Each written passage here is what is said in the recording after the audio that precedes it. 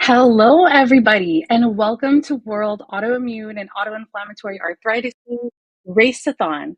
I hope you all are doing well today, and I just wanted to say hello and jump in for a little bit as we wait for more people to come in. We're going to make sure to go ahead and play some background music as we wait.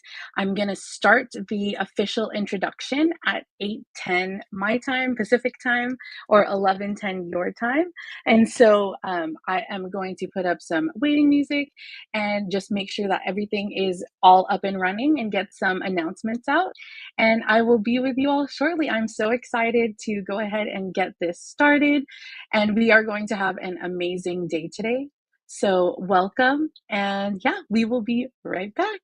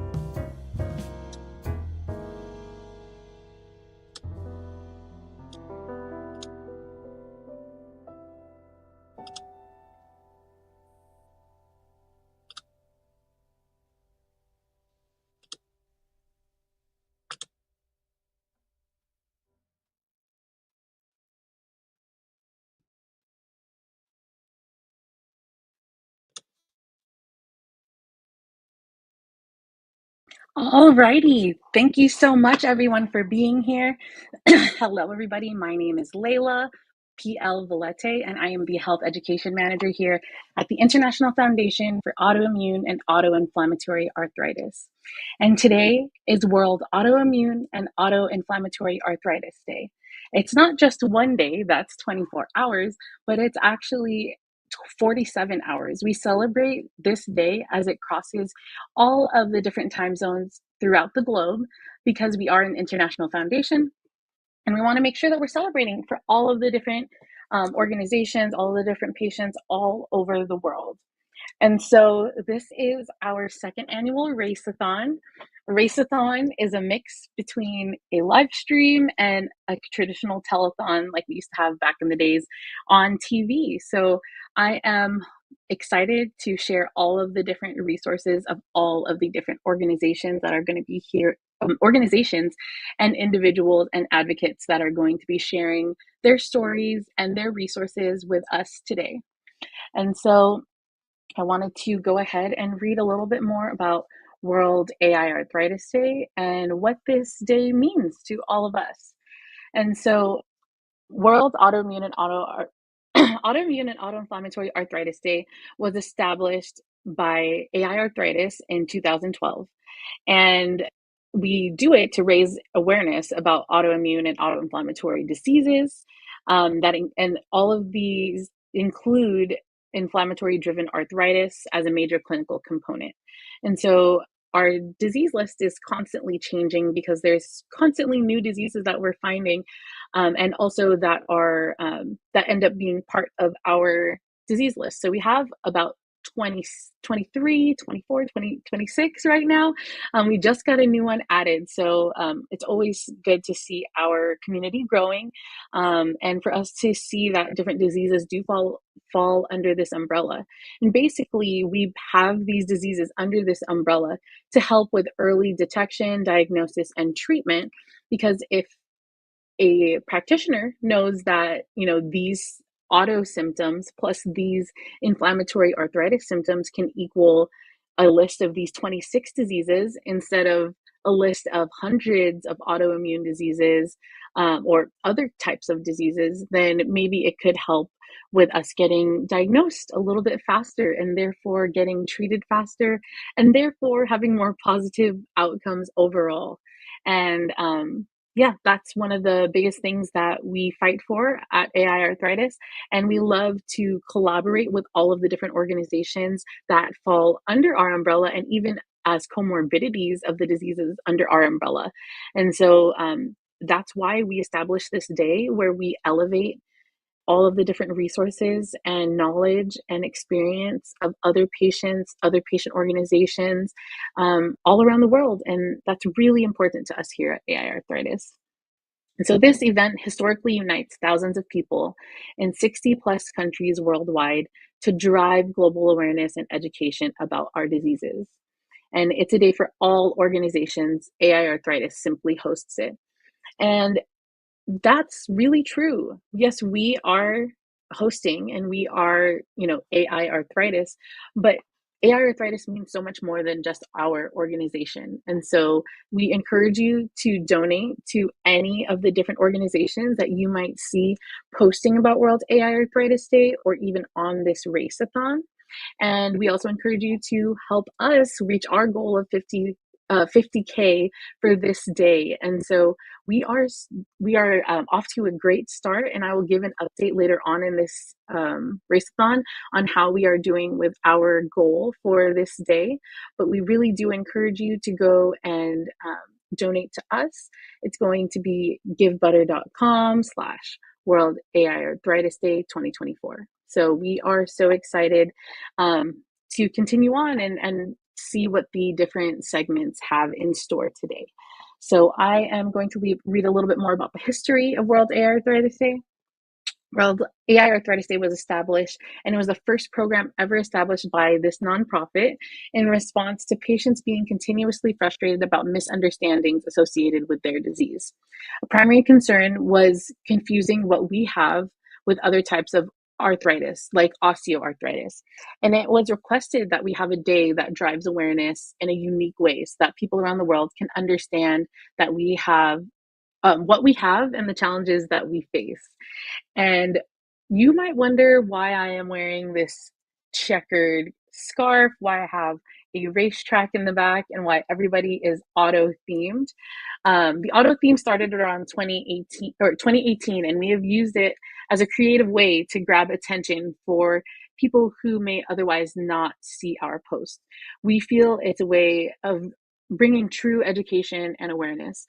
And so, auto itself, an automobile, obviously ties into the wordplay of autoimmune, auto-inflammatory arthritis. Also, auto, the prefix itself means self. So just, in autoimmune and auto-inflammatory, it's our body fighting against itself. But with the auto theme and everything like that, we can also say that, we're putting ourselves out there. We're wanting to drive awareness, not just for ourselves, but for all other people who live with diseases, not just our own singular disease, but all the ones that are under this umbrella as well. I'm just going to take a look at the chat as we are getting ready to get with our next segment. And so let's see. Tiffany Westwood Robertson says, oh, actually, I think I can show it on here. So let's try that out. Tiffany says, hi, Layla. That's me. Hi, all. I'm the CEO and original founder of the International Foundation for Autoimmune Autoinflammatory Arthritis. Oh, I can't. Oh, it's not showing the whole thing. It's okay. I will read the rest of it. It says, she's a person living with non-radiographic axial spondyloarthritis and excited to drive awareness and meet others around the world today. It makes me realize that I just realized that I did not say what my diagnoses are. And so I am the health education manager here, but I am also a person living with lupus, lupus nephritis, and Sjogren's disease. So yeah, it just helps us feel connected to those who are on the stream and who are talking. And we are a patient-run organization, and one of our slogans is we don't represent the patient voice, we are the patient voice, because all of our major leaders have our diseases and have lived experience with our diseases. So all the resources and all of the programs that we do have a really special place in our heart because we know how these people are affected. Alrighty.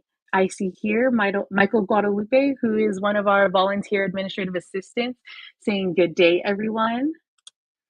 And we have our next speaker, or our first speaker, actually, Katelyn Melo. Hello, everyone. So excited for an amazing day.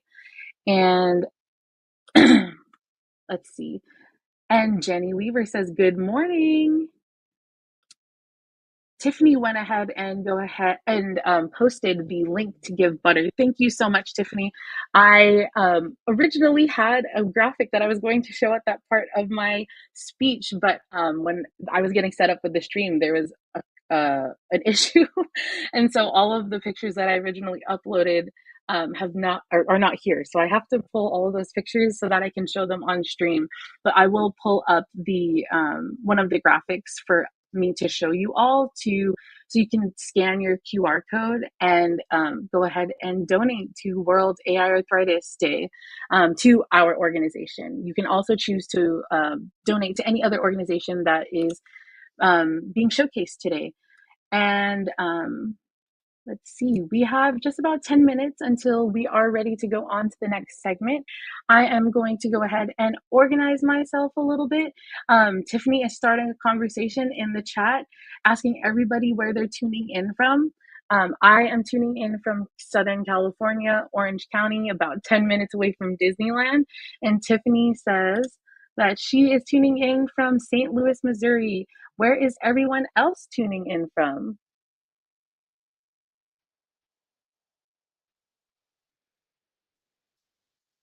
Oh.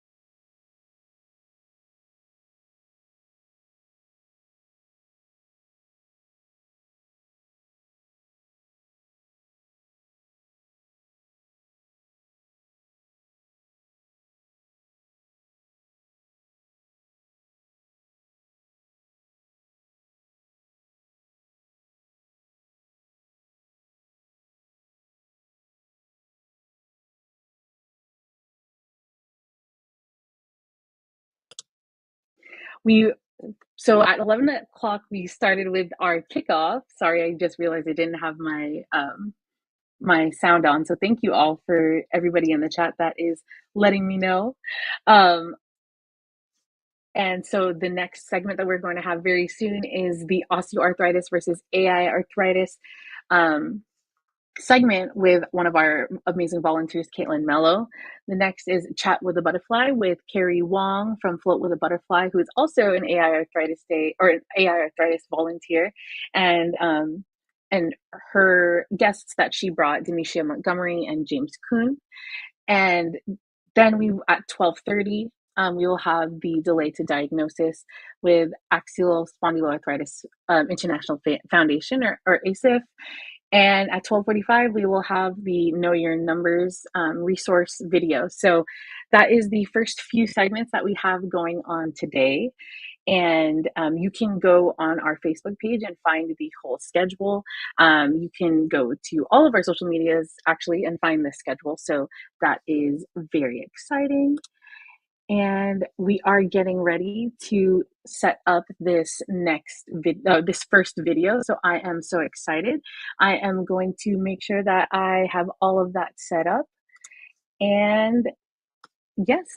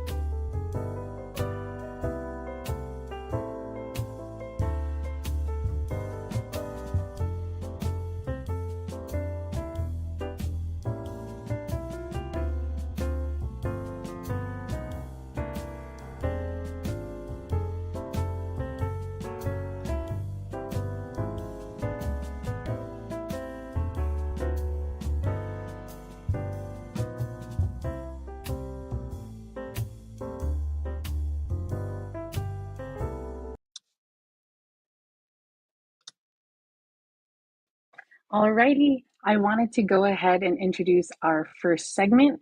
It's going to be osteoarthritis versus autoinflammatory arthritis. And this is one of the reasons that I said before why this day was established, because of that miscommunication that people may have, or like the thought that arthritis is only for old people, or arthritis, you're too young to have arthritis. It's something common that a lot of us may hear. And so that's the reason why we do the education to separate osteoarthritis versus autoimmune or autoinflammatory arthritis. And so, without further ado, we have this segment with Katelyn Melo and her aunt, who is going to be a special guest, and you'll learn a little bit more about them as we watch the video.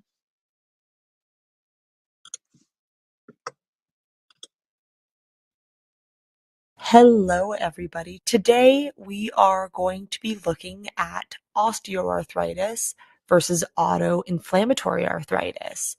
And we even have a special guest for you today. My Aunt Maria DeAngelis will be with us, and we are going to do a real life case by case comparison between herself and myself. So that'll be very interesting, and I'm very excited to chat with her. But first, let us take a minute to figure out the difference between osteoarthritis and autoinflammatory arthritis. Osteoarthritis is also known as degenerative arthritis. This condition occurs when the cartilage or cushion between the joint wears away. This condition is the result of age, injury, overuse, or excessive weight, or also by adding repeated pressure and stress to the joints consistently. Individuals may have genetic risks to develop degeneration. OA is the most common form of arthritis. 1 in 2 people will develop it at some point in their lives. Autoinflammatory arthritis. AiArthritis diseases occur when inflammation from an overactive immune system travels through the bloodstream and attacks joints, tissues, and organs. These diseases stem from issues within the innate immune system, typically caused by changes in certain genes. For some AiArthritis diseases, the causes are unknown. However, viruses have in some cases been linked to onset. While these diseases can occur at any age, since they are triggered in the innate, born with part of the immune system, age of onset tends to be earlier or younger. Usually these diseases are chronic, but remission is possible, particularly if the disease is managed early. Alrighty, now that we have the necessary background on the 2 different types of arthritis, let's jump right into our case comparison, shall we? I am with my beautiful Aunt Maria DeAngelis, and today we are going to be talking about the differences in our case situations for osteoarthritis, which is what my Aunt Maria has, and autoinflammatory arthritis, which is what I have been diagnosed with. For our first topic, we're going to focus on disease onset. Why don't you introduce yourself and tell us a bit about yourself, Maria? Well, hello, Katelyn, my love. I am a 62-year-old woman. The last 25 years or so of my working life, I worked in the deli, which is a very, believe it or not, difficult, hard job because you're working in very extreme temperatures. You're moving around tremendously up and down, left to right, and you're picking up weights anywhere from an ounce to 50 pounds. Mm-hmm. And I love the job, and you don't quite realize what it does to your body until you wake up one morning and it hits you in the face. Mm-hmm. But my first experience of pain was in my lower back, and that was in my mid 30s. At the time, they just x-rayed and they said there was some damage in the lower spine, nothing to worry about. So, it comes and goes and you just let it go.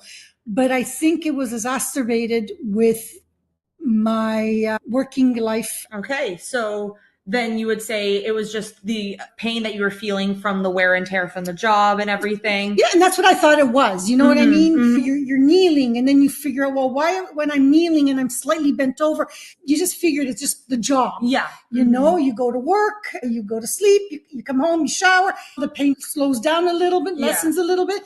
You don't put 2 and 2 together. For the next topic, we are going to go into a deep dive of the diagnosis process. Let's start with what kind of doctor did you approach when you were first experiencing this pain? You hit a raw nerve there, Katelyn. I've never had a straightforward approach to any of my situations in life. Mm-hmm. But anyways, what kind of triggered it was life became painfully unbearable because I was doing a lot of standing in one place and I was doing a lot of hand use. Again, the cold and whatnot with knives and other stuff. Mm-hmm. And I would be there and I would be in pain, crying because all of a sudden I realized that I couldn't move. My whole midsection would be locked. Mm-hmm. And knives and things were falling out of my hands. And I never dawned on me it was arthritis. And then one day it just, on vacation, it just smack hit me in the face. And I had no choice at that point. In about 2015, 2016, I did go because my hands inflamed. The doctor sent me for... Sorry, which doctor did you refer? So my family physician. Okay. My family physician. And it was just, inflammation, just take it easy, take some Advils. And so did your family physician refer you to a different doctor after that? Not right away, I don't believe. That timing is a little bit off with me. But I do know at some point I was referred to Women's College Hospital. And were your symptoms and concerns validated by the doctors? Did they immediately acknowledge that what you were experiencing was true? You know what? I always thought that, you're sick, something's not there, but nothing was ever sent forward. It was just stopped. Like they did the x-rays, they did what they had to do. But at Women's College Hospital, just say, it's all mild. And I would say to them, for something so mild, why am I in such excruciating pain? And how did the doctors diagnose you? How long did it take? What was the process to actually give you the OA diagnosis? It was actually in 2017. I was on vacation and I broke out in hives from head to toe. I went to my family physician, and then my family physician sent me to Women's College. Women's College sent me to Avant-Garde, which is a dermatological emergency clinic. And that's where it all started. They took a biopsy of the rash to see if it was rheumatoid arthritis. And I was off work for months. Women's College didn't really give me any satisfaction. That's when it all went full force. And that's when you got your official diagnosis of osteoarthritis? At 2018. And were you told then what the cause of that disease was? You know what? When you're dealing with osteoarthritis, people will tell you different things. Because my understanding is that they believe that it's, in my case, it's a mixture of genetics. It's a mixture of work that I did in my life and a mixture of stress. Okay. And so for our next topic, we are going to talk about treatment. What did they tell you the prognosis of osteoarthritis is? That you can't get rid of it. It's chronic. Chronic, live with it. I was prescribed a medication. My issue is that with medications, my body doesn't respond well. Yeah. I start having other health issues. The multidisciplinary pain and disability management specialist actually suggested I could also do injections. Really? Okay. Have you found any of the treatments to be effective for you? Well, it takes, it takes years to get them under control. You just got to ride the roller coaster. But I do find that what does help a little bit is I do yoga. I do walks when it's good weather. I'll take my cane. Staying physical. And I find that walks, because I'm visually distracted. Yeah. So the sensories that my brain gets kind of helps calm it down.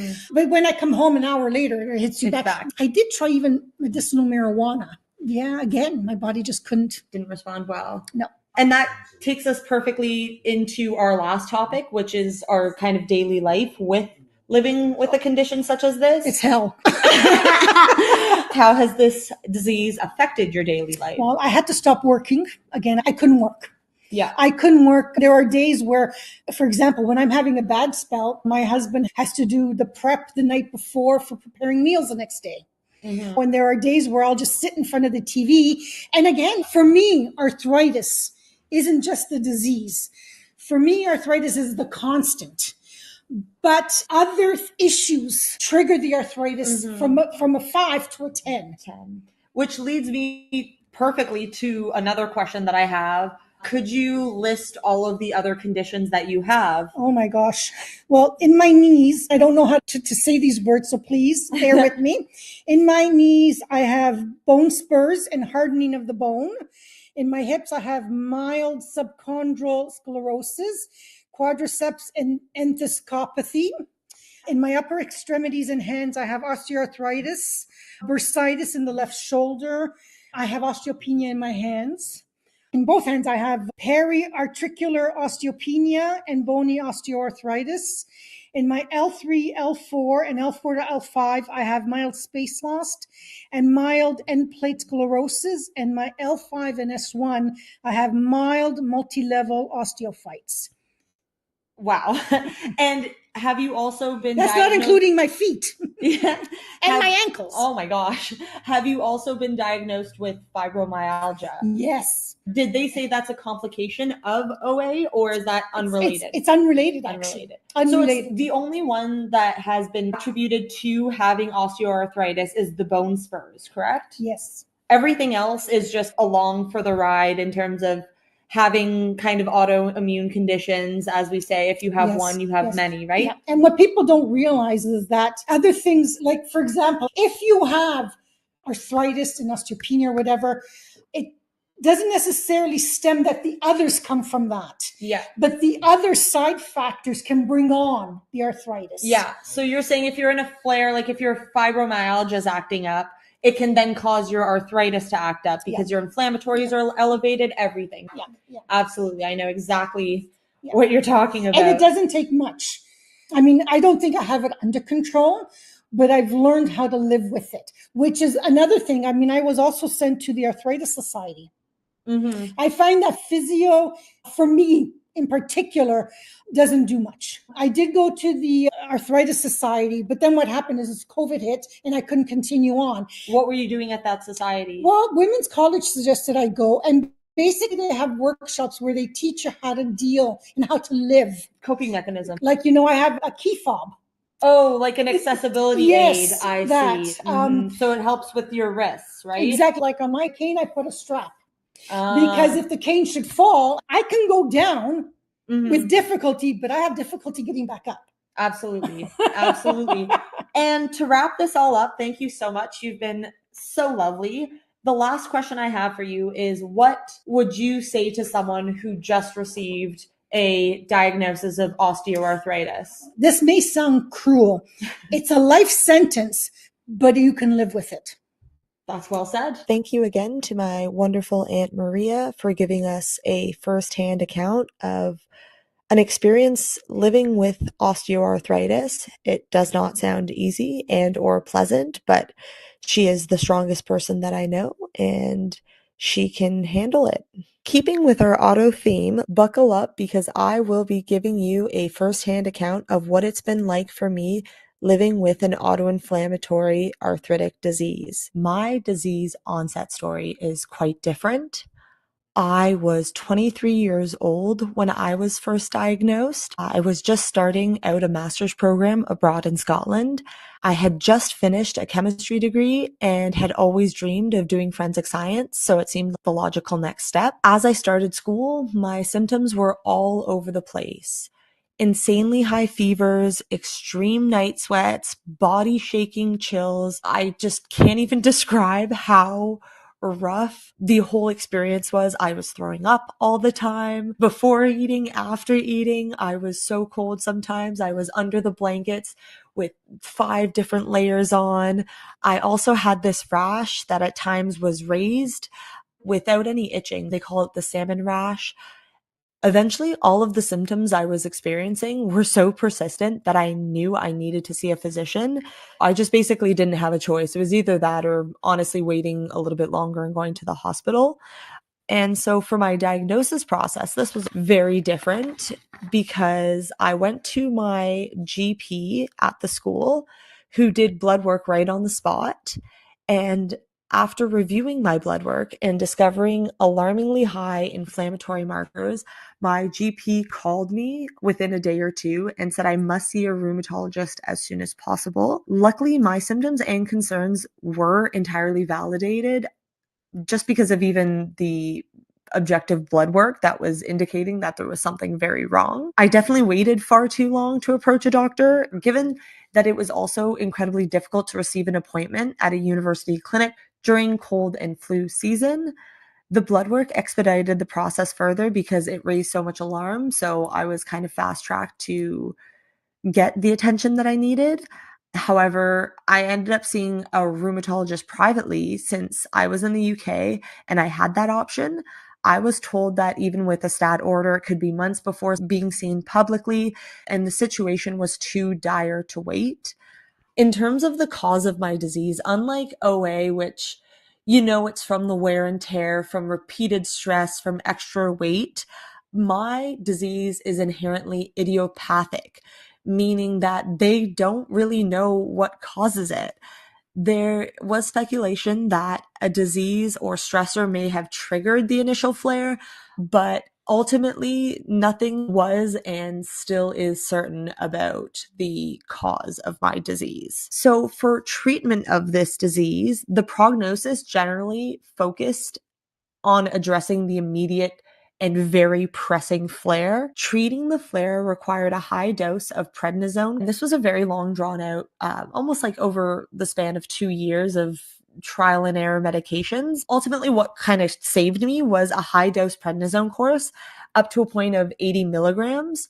Along with 2 biological injections daily. I'm still on 2 injections of Kineret a day with several other medications, including methotrexate and some other medications that just help deal with some of the side effects of dealing with a condition such as Still's disease. My case in particular required a significant onslaught of trial and error. I was on cyclosporin twice. I was on methotrexate in a pill form initially, twice as well, and that never worked until I went on the liquid form. And to this day, honestly, it's still debated as to what exactly put me in remission once and for all. Was it the methotrexate? Was it the extremely high dose of prednisone? Eventually, it was a combination of all of those high dose, very powerful medications that put me into remission. Ever since being in remission for about properly 6 months, my life has gradually returned to something close to normal. I'm still on a few medications like the methotrexate, like the Kineret, but we are hoping to taper off of those, and most importantly, I'm off of prednisone, which for anyone who has been on prednisone knows that that is definitely one of the worst drugs to be on, although the most effective. So when you need it, but it's always nice to be off of it when you can. All right, so for the last topic, we are going to talk about my day-to-day life in this disease. Unlike osteoarthritis, which is always present, my form of arthritis is present when it's an active flare. When my body is in a flare up, that is when I'm experiencing symptoms. So for over 2 years during this flare, I was essentially incapacitated. I barely managed to complete the rest of my master's degree when I was abroad. I required an extensive amount of support from family and accommodations from the university, and luckily I was able to finish, but it was extremely difficult for me. And then for a year after graduation, I was basically stuck at home, requiring extensive support from my parents. After a year of gradual disease progression with no action, I decided that I needed to change doctors. And the doctor that I then started with responded to my condition with an aggressive prednisone jump and also putting me on liquid methotrexate. This severely backfired as it actually resulted in corticosteroid-induced psychosis, but that is an incredibly long story for a different day. In terms of medications now, as I said before, I am still on Kineret injections daily, methotrexate, hydroxychloroquine, along with a few other medications to help with certain symptoms. However, we are definitely hoping to be off of medication in the next few years if everything goes as planned. In terms of coping strategies, during the time, I'm not going to lie, it was pretty dark at times. I received a medicinal cannabis prescription that really helped with even the prednisone symptoms, the sleeping. So I really found it was key to have resources and doctors that are willing to listen and validate your symptoms. And in terms of now that I'm in remission, I try my best to always be active when I can. I've gotten back into working out. I walk long distances and I try my best to stretch and do yoga, but that's not always a winning battle. At the end of the day, it's always about being in tune with your body, especially when you're sick. Being sick forces you to always actively listen to your body. It's not even a day by day sometimes. It's honestly a minute by minute. You got to check in. You got to see, what do I need? What does my body need? Can I do that? Some days you can do certain things. Some days you can run. some days you're stuck on the couch and you just gotta roll with it and you just gotta be okay with it. And you just gotta realize that this is the body that you were given, and you can either work against it or you can try and work with it. And once you start realizing that you're working with your body, that perspective change for me was very, very significant. So I think that's more than anything, it's just realizing that your body is only capable of what it's capable of, and you gotta treat it with love. It's the only one you have. Okay, everybody, that brings us to the end of our segment. I'd like to thank Maria DeAngelis again for being such a lovely guest. And I hope you learned something today about either osteoarthritis or autoinflammatory arthritis. So thank you so much for tuning in and take care of yourselves. Okay, hi everybody, and thanks so much for joining us. And we're back. Hey, everybody. I hope you really enjoyed that segment on osteoarthritis versus autoinflammatory arthritis. And I am excited to introduce to you, we have Katelyn Melo, the segment creator today. How are you doing, Katelyn? I'm good. How are you? I'm doing well.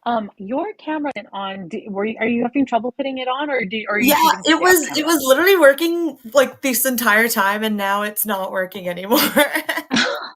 I'm so sorry. Did you want to try and leave and come back, and I can put you back up? Yeah. We have Once time.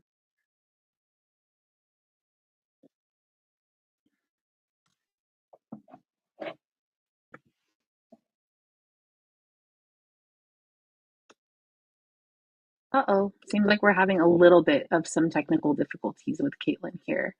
Let's see if we can get her back in. Okay. She left and is coming back. So I will go ahead and start looking at the comments here as we wait for her to jump in. Tiffany said, "Yay, Katelyn, great job. Thank you for helping drive awareness and education about these diseases." Yes, it was an amazing way to showcase the difference between the two by doing a case by case personal situation. So I think that that is amazing. All righty. Let's see. Next comment.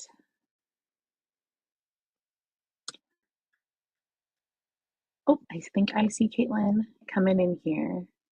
Let's see if I can get her on. you can you hear me? I can hear you. Okay, maybe we just do audio. I don't know why the like permissions are being all funny, but at least I It's can. okay. Yeah. Caitlin was having, Michael was having a hard time with it too, so you're not the only one. Why? It's But so I'm strange. yes. So if you want to go ahead and reintroduce yourself, and then I'm just continuing reading on some of the comments after you're done Yeah, sure. introducing yourself. Absolutely. So, as I said in the video, my name's Katelyn Melo. I'm from Toronto, Canada, and I am a survivor of Still's disease. As we know, a lot of these issues are, and these diseases are chronic. So, we'll see kind of what the long term is for me. But as of right now, I'm happy to say that I'm in remission.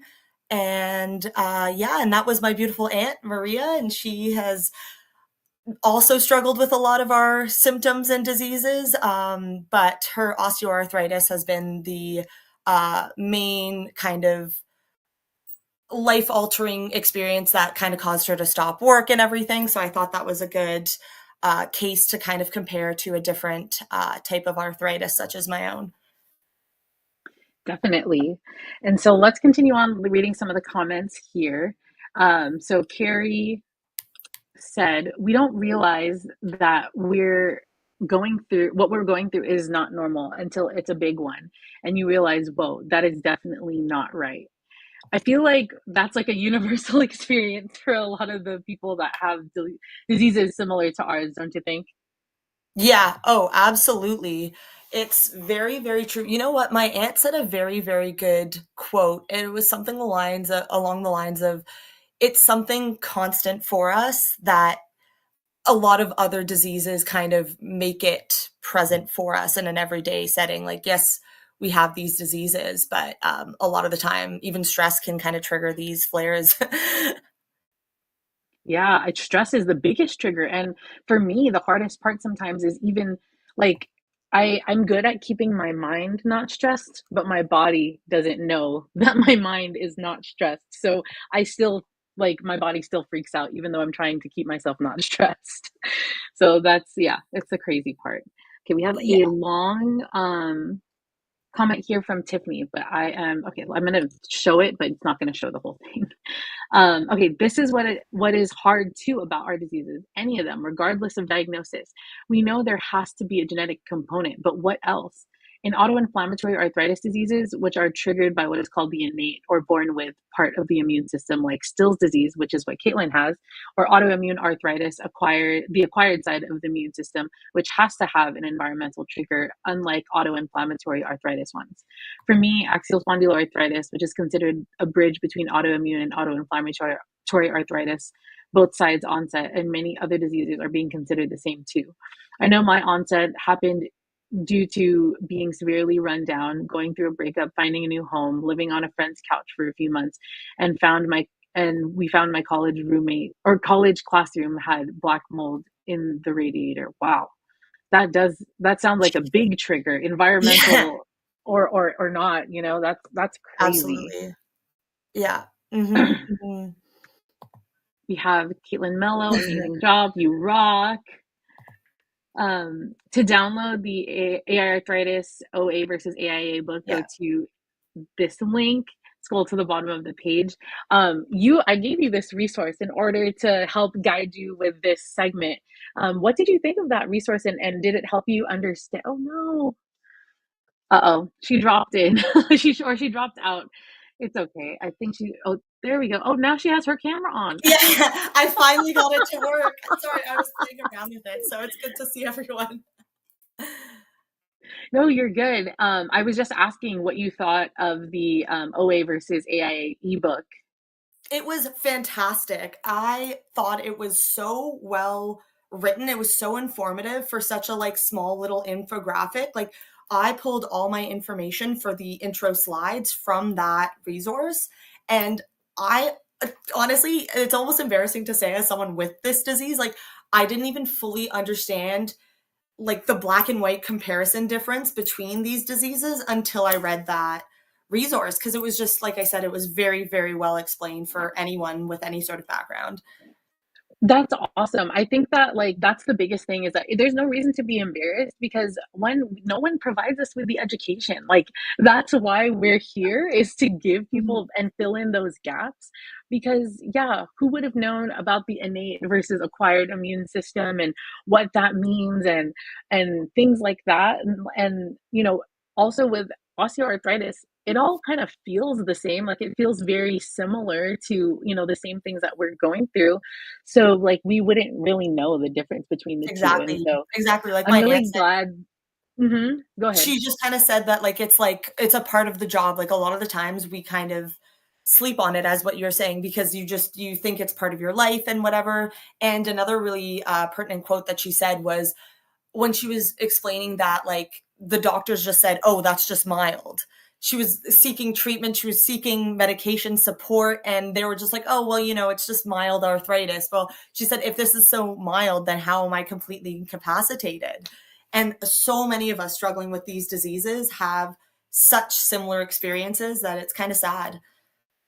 Definitely. I think that yeah, like, especially like, with our diseases, when you're not in a flare and your blood work is okay, it's like, Yeah. "Well, I don't know why you're experiencing so many symptoms," and it's like, "Well, I am, so I don't know what to tell you either."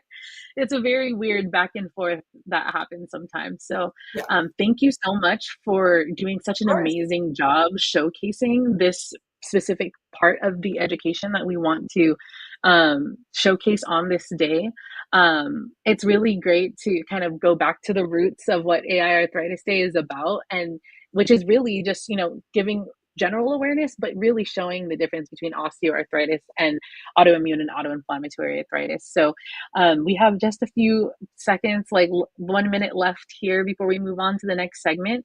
So if you have anything else that you want to say, promote, thank, anything, you can go ahead. I'd like to thank my aunt for sure for giving her time and effort. It was lovely, and I just want to kind of send positivity out to everyone dealing with any of these. It makes such a difference. I found this community a year ago when you have people who can not only sympathize but really understand. And one thing that I found helped my experience is finding the support that you need, whether that be with family, friends, or organizations such as these. Always, always, always seek support. People are there. People love you. And just this is such a great day to raise education and raise awareness. And I just think that thank you so much for letting me be a part of this day. This has been such a wonderful start, and I'm so excited that I had this opportunity. So thank you so much, Layla. Yes, thank you so much for being here, and thank you for, again, plugging that the fact of, that there is a community. I think that's the biggest thing, is that we do, invite everybody to come in to volunteer with AiArthritis, and what you do find here is a community of supportive individuals that answer questions, relate to whatever you might be going through during that time.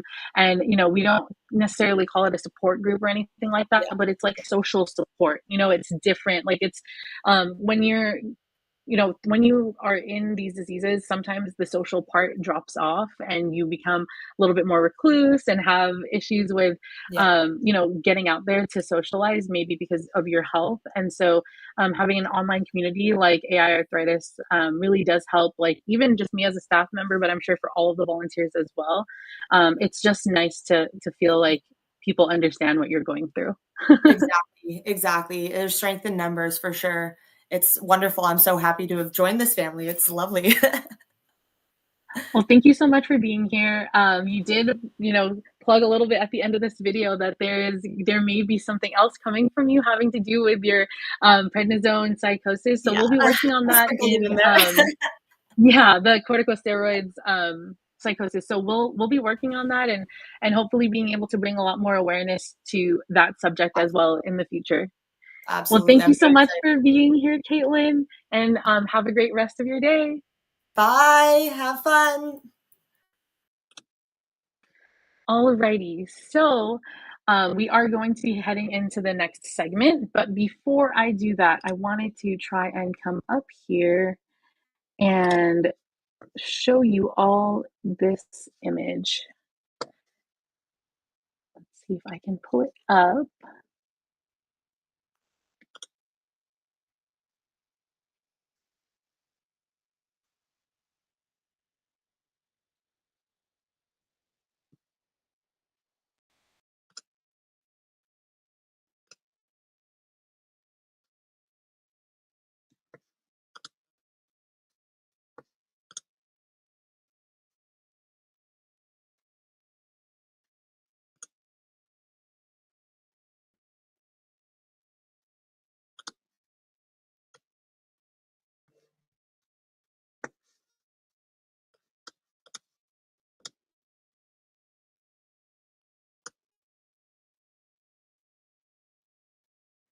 Okay, let me share this and put it on the screen for just a second as we pull this up. So if you wanted to go ahead and scan this QR code that's on your screen, it will bring you to our Give Butter page.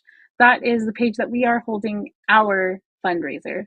And just to let you know, we are not the only ones raising funds. You are so welcome to go ahead and go to any of the organizations that are on this live stream and that are participating in World AiArthritis Day and choose whichever organization you'd like to donate to. If you would like to donate to AiArthritis, you can go ahead and scan this code. There's lots of ways to pay on Give Butter. You can pay through Apple Pay and Google Pay to make it super convenient for you, or you can also pay with PayPal or just a regular credit card or checking account. And if you want to make it even easier for you and you don't know how to scan this QR code, you can text AiArthritis Day 24 to 53555. That's AiArthritis Day 24 to 53555. And as I'm reading this, I actually sound like a telethon or like voting for American Idol or something like that. So I will be pulling this up periodically throughout the stream to go ahead and share. So thank you in advance to anybody who does choose to donate. I am going to switch over. Oh, sorry that I didn't miss any comments in the chat before we move on. Katelyn said in the chat, thank you everyone. You guys are all so kind. Kerry is from Taiwan. She says, what time is it, Layla? I feel like it's really early. It's quite late here in Taiwan. I hope you are all enjoying your day and having fun. It's 9:05 where I am. So it is a little bit early. I am about to start consuming my coffee of the day. So hopefully that'll help keep me going. But I'm going on just excitement and drive in order to, be here and be here for all of you. So thank you so much for recognizing that, Kerry. Speaking of Kerrys, different Kerry this time. It's a funny joke. We have a lot of Kerrys as volunteers, so we have a bunch of which Kerry this, Kerry that. So this is Kerry Kellenberger that was on this comment, but we have our other Kerry, Miss Kerry Wong, that's going to be the next conversation and segment that we're going to be showing here. And she also has guests from her Kaleidoscope book. And so I am going to go ahead and start this video. And I am super excited to show you all this. So let's go ahead and make sure that we are sharing. Let's see this.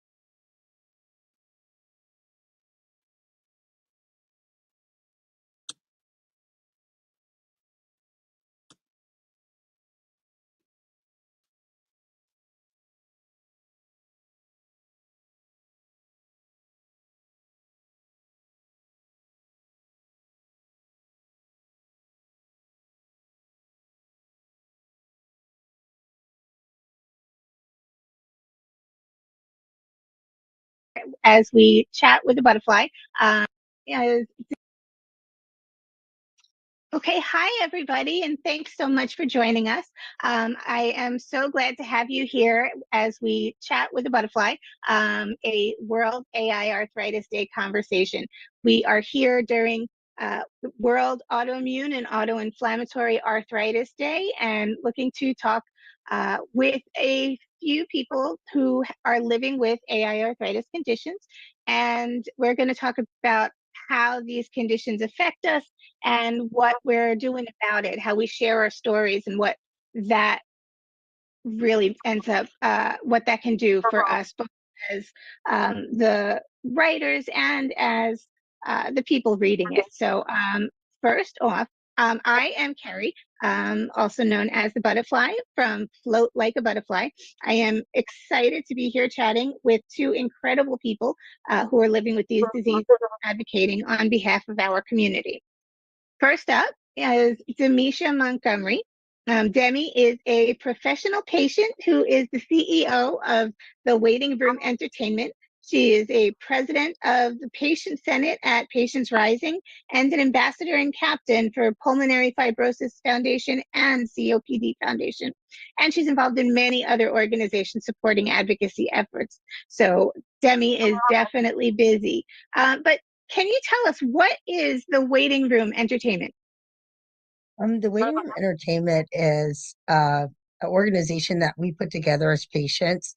We wanted to create an environment that was a safe space for patients to come together and have some fun, and learn at the same time. So what we do is we provide resources that we have vetted, and also that have items or services that are very good for the patient community.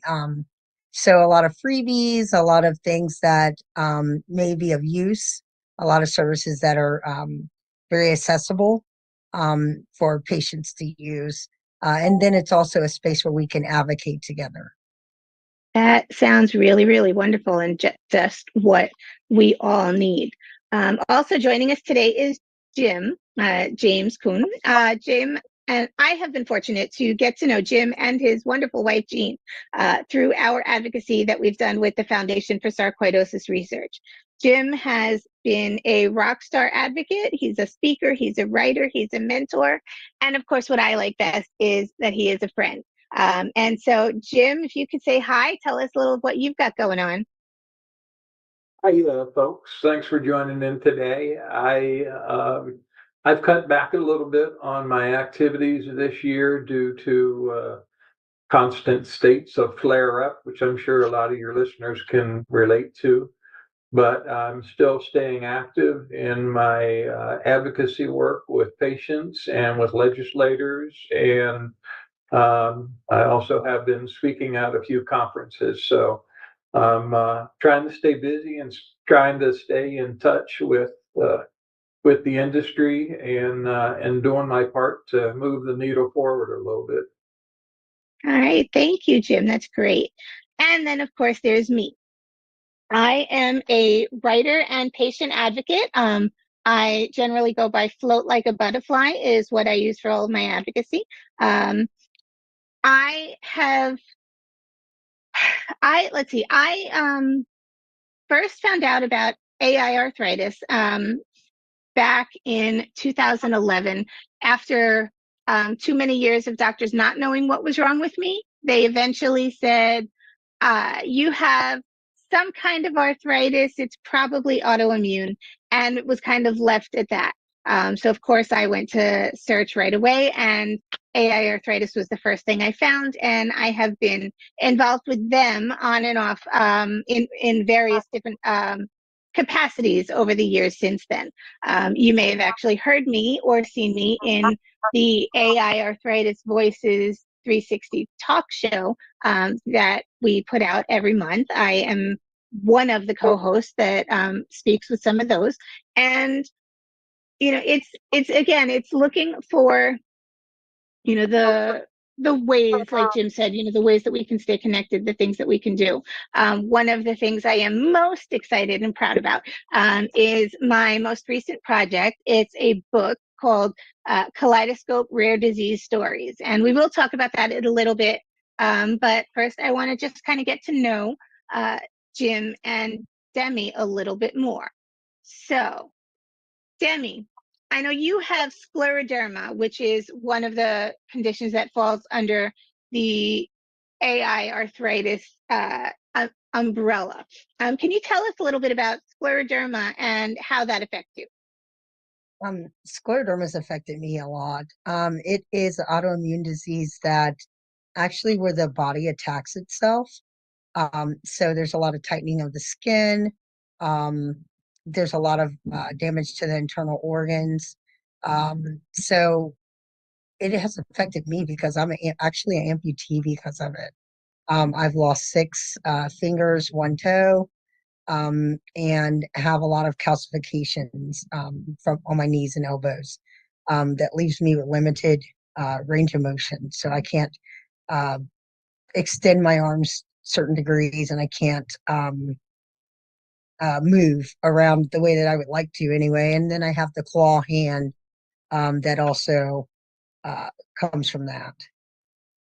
That all sounds really difficult. And Jim, now, as I said before, you have sarcoidosis, which is, you know, how I got to meet you.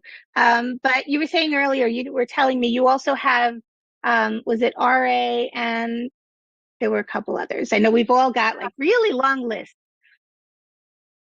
In addition to sarcoidosis, which is an inflammatory autoimmune disorder, I also have rheumatoid arthritis, psoriatic arthritis, Sjogren's, crest, which is a variant of scleroderma, and a couple other rare autoimmune disorders.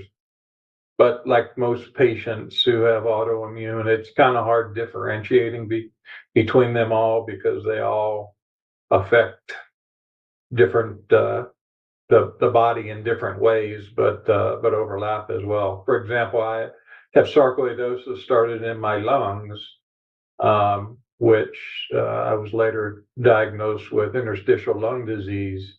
But that's also a byproduct of my advanced rheumatoid arthritis as well as crest. And so when I have trouble breathing, it's hard for me to tell the doctors what's going on. So Yeah, it's definitely difficult when there's so much overlap, both in terms of the symptoms and in terms of comorbidities. So, the other conditions that are very common alongside the AI arthritis conditions that we have. And Demi, you also have ILD, interstitial lung disease? Yes. So I have pulmonary fibrosis, and then I also have COPD. That's just, I think each one of us has a list that is just way, way, way too long. But it's one of the things I think that helps us connect to each other that much more. I'll say, for example, when I was first diagnosed, or there's a really, really long period of trying to be diagnosed. As I said, originally it was actually 4 years of doctors telling me there was nothing wrong.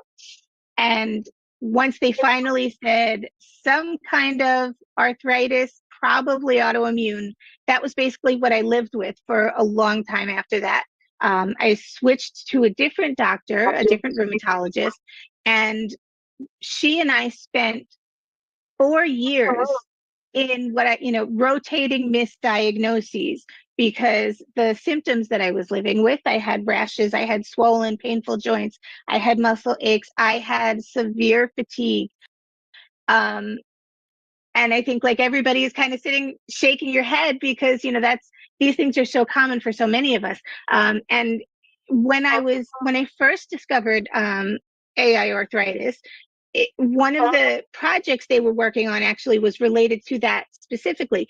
We were working on an early symptom study, and that was actually part of how they determined what fell under the category of autoimmune or autoinflammatory conditions, arthritis conditions, sorry, because it was this group of conditions that all a very, very similar presentation, very, very similar symptoms, similar etiology, but little bits different. And so, it was all kind of within the same family. And I know for me, it was helpful to get some of that understanding, to kind of offset the frustration that I had from lack of answers that I was getting from doctors. So it's like they didn't really say much, and they didn't say why they didn't say much. And so at least, learning other things, connecting with other patients and organizations, that's where I was really able to learn most of what I know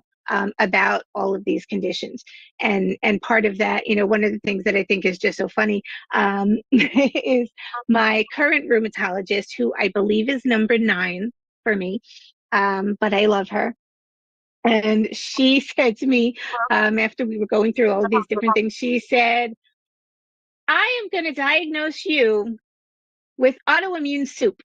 And that was kind of, she explained how I have this kind of soup base that is the sarcoidosis, say, for instance, and I've got a little bit of RA and a little bit of Sjogren's and a little bit of all these other things that all kind of swirl around together to become what's happening in my body. And so we've all kind of got these little bits of swirls and these different kind of broth. And so we get to see how much is similar, but also how much is, is different among the bunch of us, where we find the differences and where we find the similarities. And I think that, because it is through making those connections and finding each other that we learn so much. That's why I want to talk about the book that I mentioned earlier, and that is it's called Kaleidoscope: Rare Disease Stories. And what it is it is a collection of stories, true stories, first person stories from people who are living with all different kinds of rare diseases. And so we were able to bring together 47 different writers that represented 59 different rare diseases. And again, this is people of all ages, of all races, of all genders, of all everything. Because although there are some conditions that might be featured more in one demographic than another, to an extent, anybody can get one of these. And, so as much as they may be different, we're actually able to see a lot of similarity in our experience. And, for me, I find that validating, especially after all of the years of being told that it was all in my head. And this actually was the idea for this book was actually, I am a total copycat. I will say it 100%. I give credit to Effie. I apologize if I'm saying her name wrong. Effie Koleopoulos. She goes by Rising Above RA. And in 2022, she came out with a book that was a collection of stories written by people with all different forms of arthritis. And she had asked me about writing, and I wrote one of the stories. And so it's, in case I didn't say it yet, it's called Keeping It Real with Arthritis, Stories from Around the World. And one of the other things that's great about that book is proceeds were donated to AiArthritis to help support the great work that they do for all of us. And when I read the book, when I was asked to write it, I was honored. When I shared it and when I read some of the other stories, I swear I gave myself whiplash from all of the nodding that I was doing, because it was so relatable and there was so much that I was going through that was like what other people had written about. And I thought that, this was so powerful and so important. And it was something that was really lacking in the rare disease community. And so I decided I want to put it out there.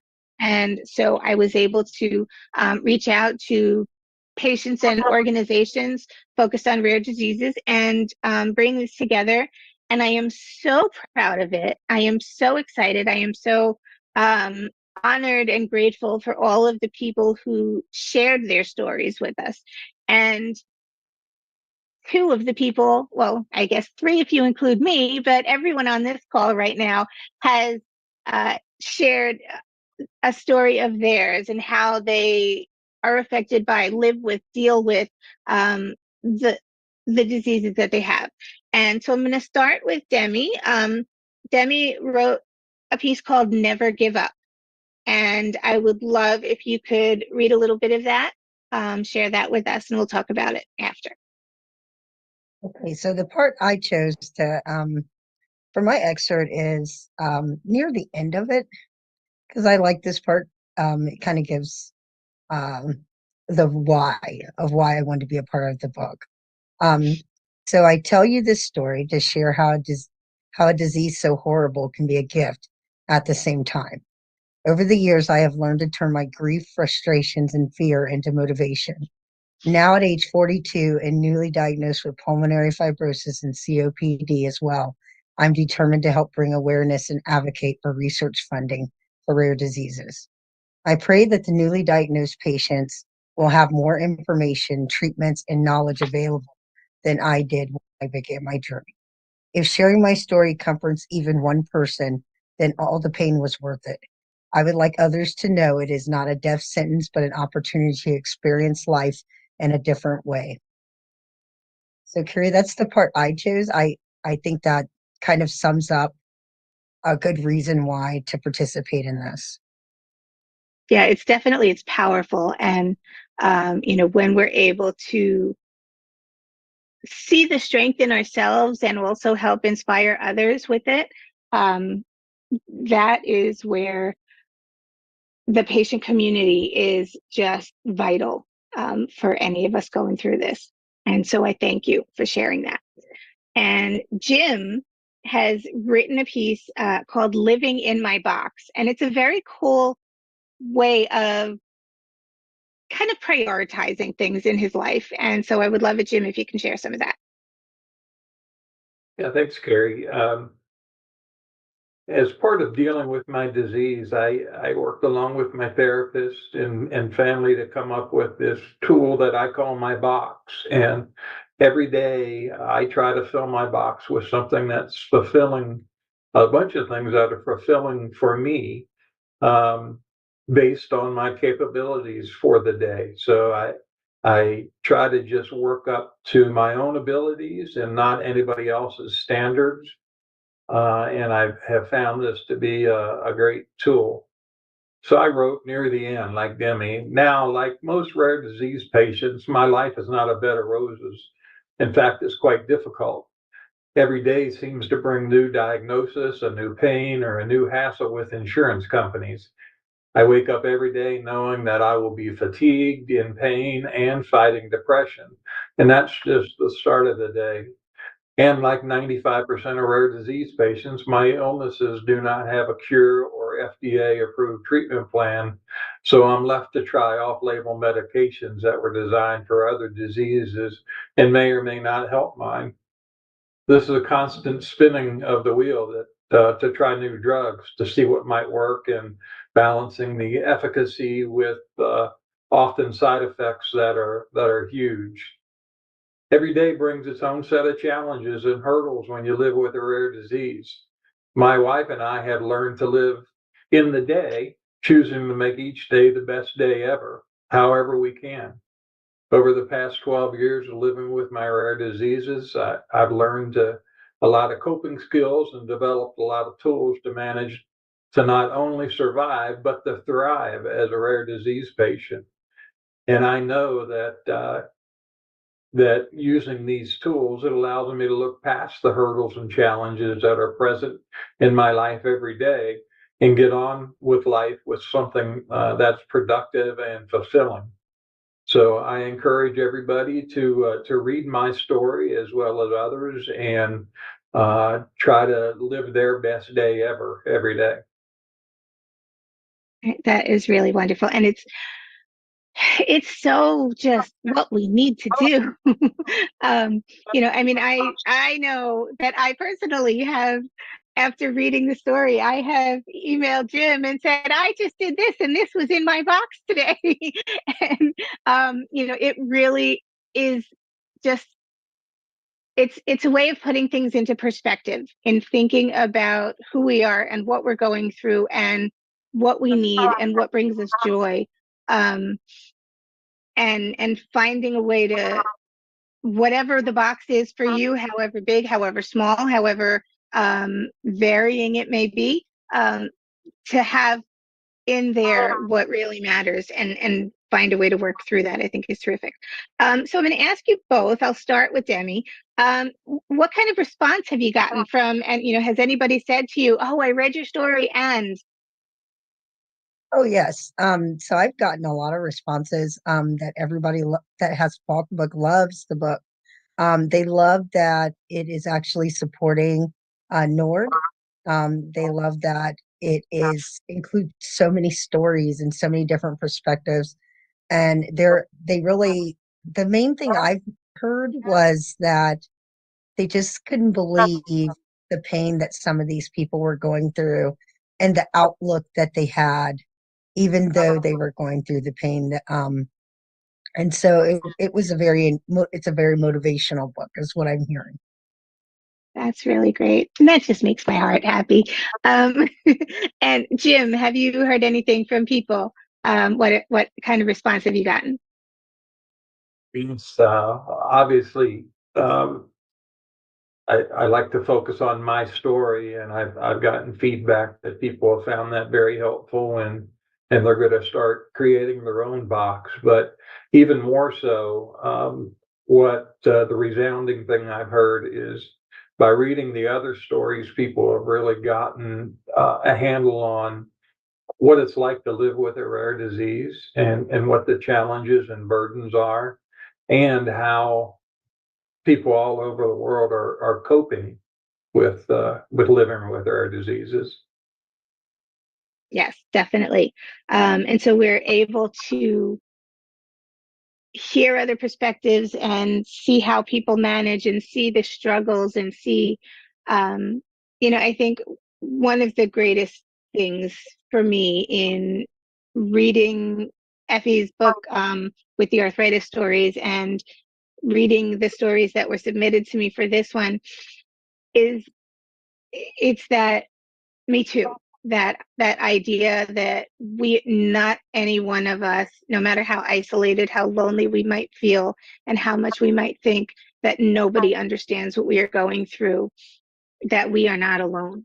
And through the books and through the stories and through the organizations and through the advocates, we each get to see that what we are going through. And you know what? I will be the first to say it sucks. This is not a club that anybody would want to join.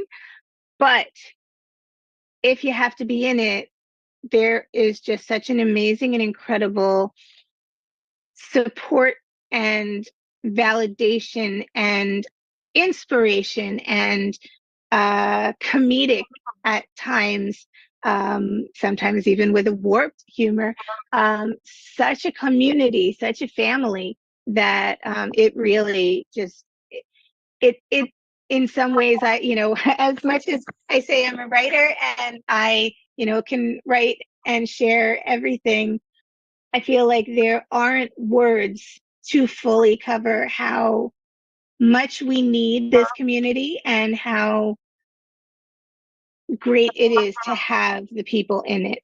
And so, sort of bouncing off of that, Demi, I know that with the Waiting Room Entertainment, you have a social event coming up.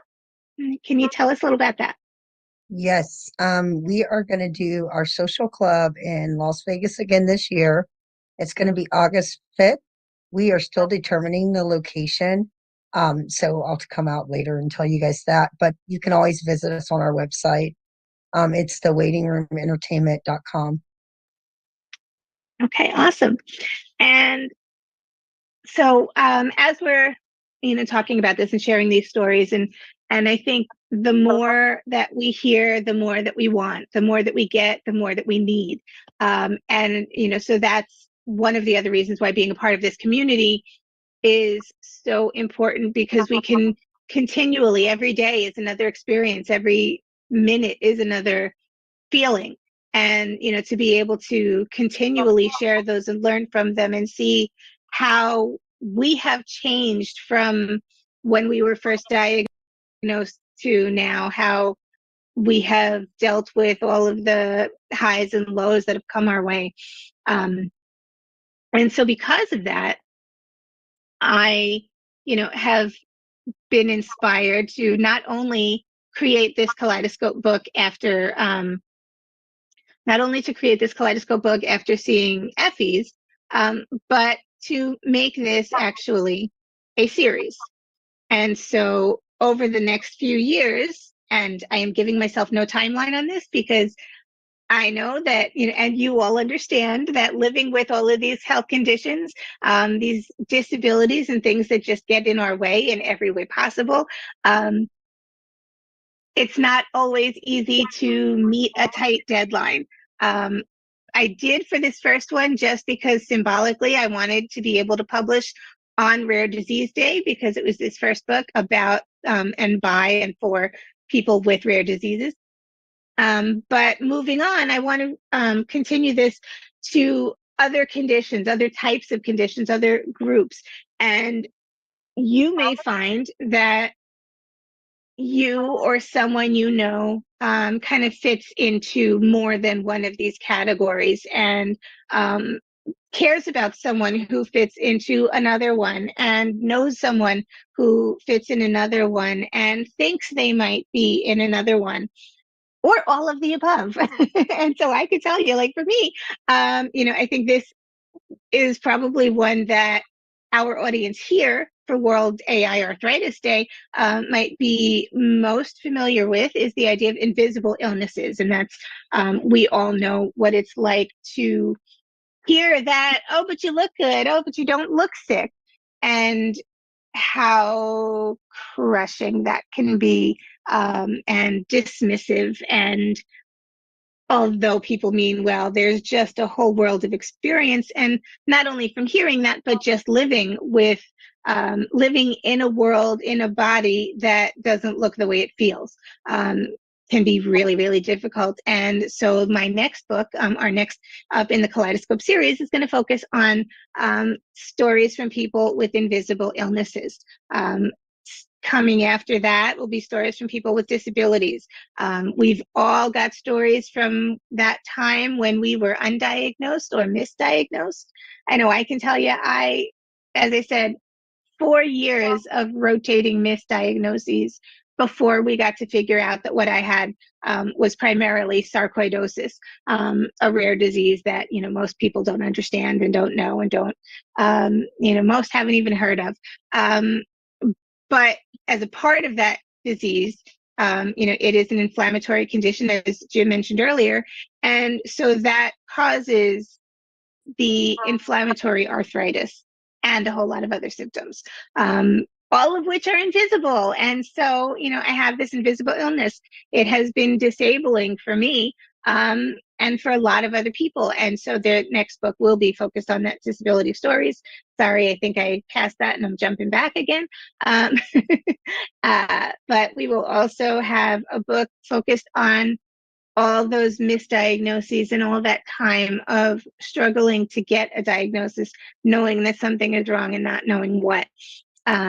There will be another book down the line focused on mental health, and that is whether the only issue, and I don't say that to be dismissive, but just the only health condition that you have is a mental illness, this will be the book for you.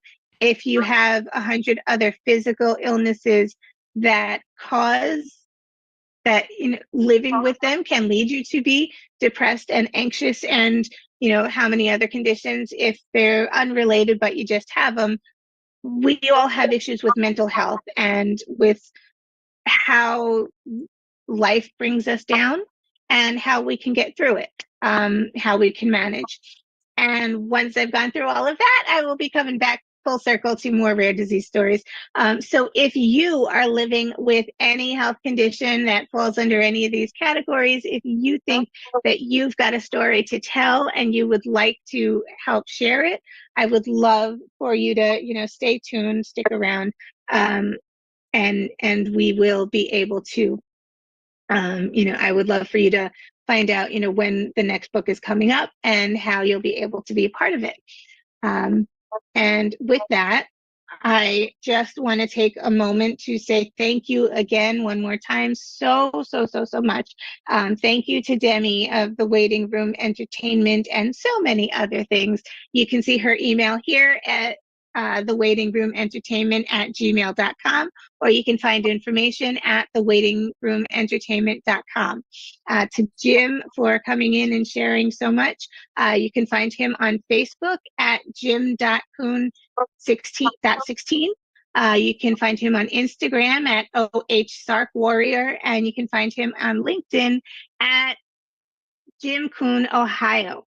And then there's me, and I just have too many different links to give.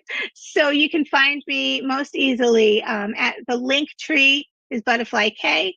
You can scan that QR code in the corner of your screen, and that will bring you to my link tree, which includes all of the links for Kaleidoscope and Float Like a Butterfly and all of the great things that we are working on. And you can also email me at floatlikeabutterfly@gmail.com. Just one quick note, you may see I did not misspell. It's not an error. I am from New York. I spell it like we say it.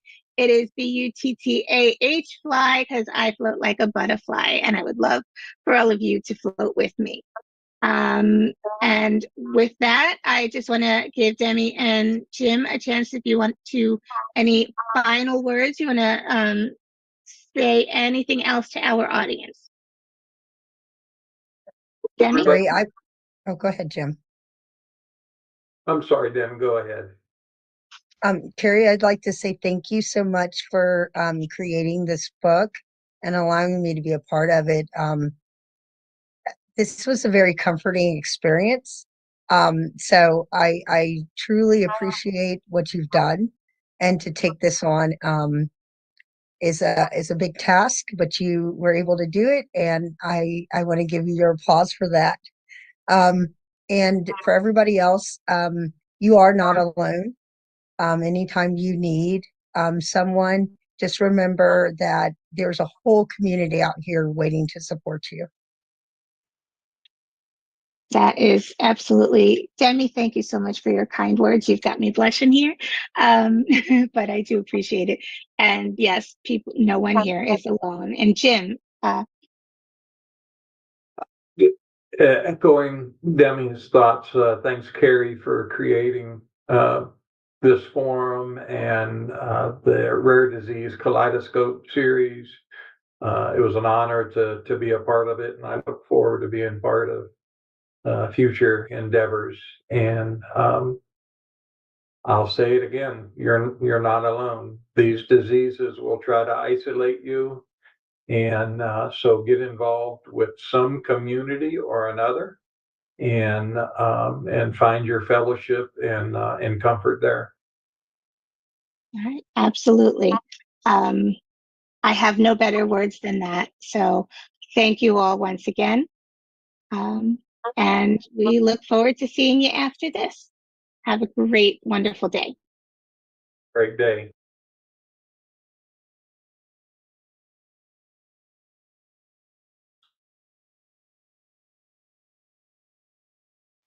Hello, everyone, and thank you so much for being here.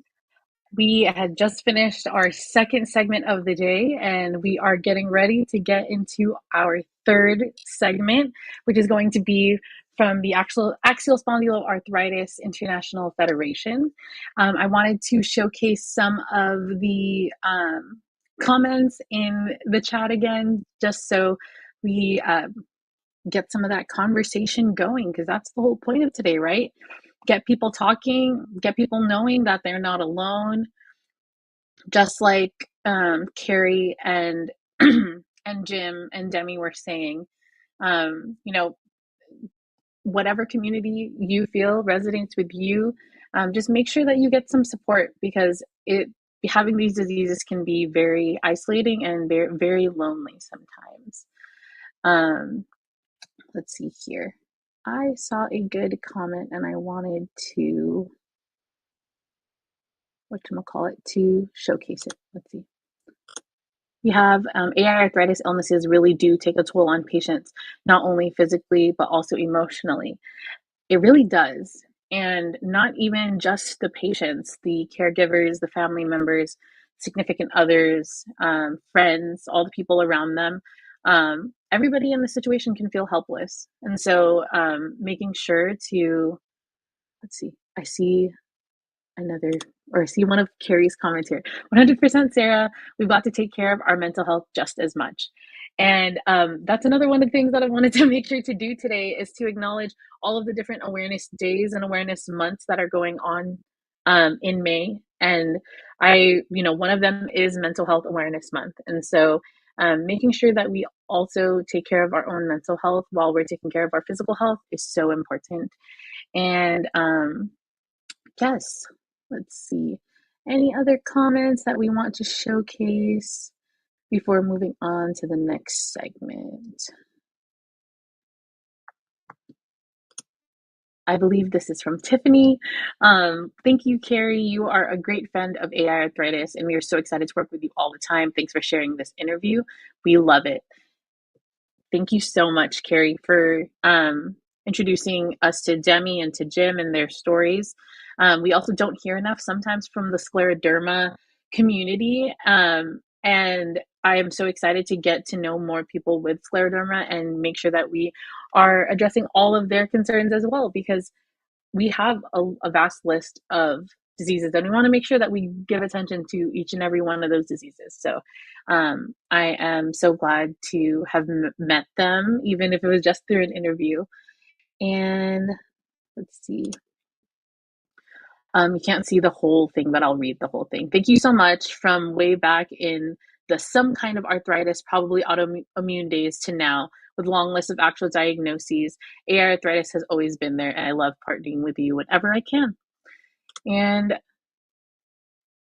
as my joints turn, or Kelly says, community is important, not just a shoulder to lean on, but to help support and inspire you during dark times.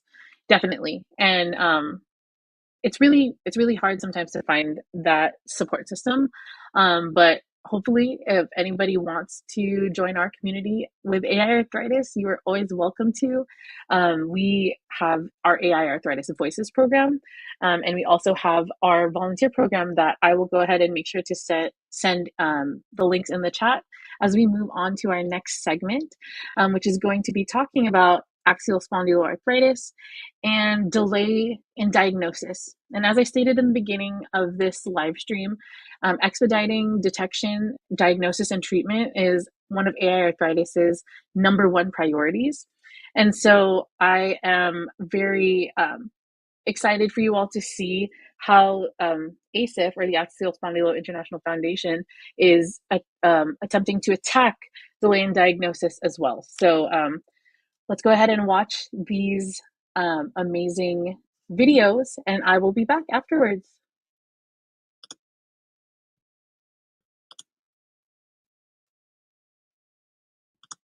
Axial spondyloarthritis, also referred to as ankylosing spondylitis or morbus Bechterew, is a painful, chronic inflammatory disease that causes pain and stiffness in the spine and sacroiliac joints. As many as 1 in every 150 people worldwide have axial spondyloarthritis, or AxSpA, and it affects men and women equally. The disease can first occur at any age, but typically begins between the ages of 20 to 40. There is currently no cure, so the disease is lifelong. Lower back pain, sometimes with hip or buttock pain, is usually the first sign of AxSpA. People also experience excessive stiffness. The pain and stiffness are often worse at night. Both get better with movement, but worsen with rest. It is also common for people to experience extreme fatigue. In most cases, the pain and stiffness start slowly and appear gradually over weeks or months. People can experience days or weeks of very bad pain, but also periods of hardly any pain. Some people may experience symptoms in other areas of the body, even without significant back pain. These can include peripheral arthritis, which is inflammation and pain in other joints, often the wrists, ankles, elbows, and knees. Enthesitis, which is the swelling of the point where ligaments attach to bones. It often causes pain in the heels and knees. Inflammatory bowel disease, a disease that causes pain and inflammation in the intestines. Uveitis, which is pain and inflammation in the eye and can cause changes in vision. Psoriasis, a condition where patches of the skin become scaly and inflamed, most commonly on the scalp, elbows, or knees. Early diagnosis is vital to make sure people get the best treatment. Without the right treatment, the disease can get worse and cause permanent disability. People with suspected symptoms of AxSpA should see their doctor urgently, where they can be assessed and referred to a rheumatologist if needed. For more information about axial spondyloarthritis and the issues raised in this film, please visit www.asif.info or follow us on social media. You can find details of your nearest local patient organization on the ASIF website.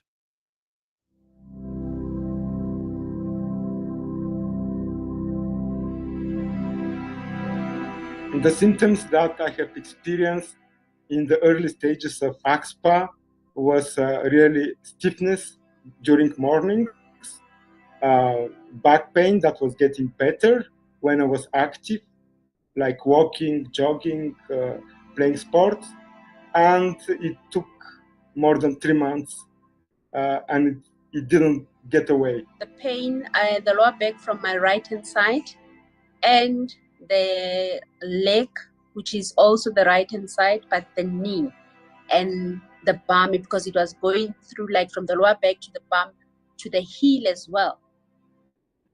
I have difficulty moving my lower back, and there's also difficulty with what I love to do, like dancing.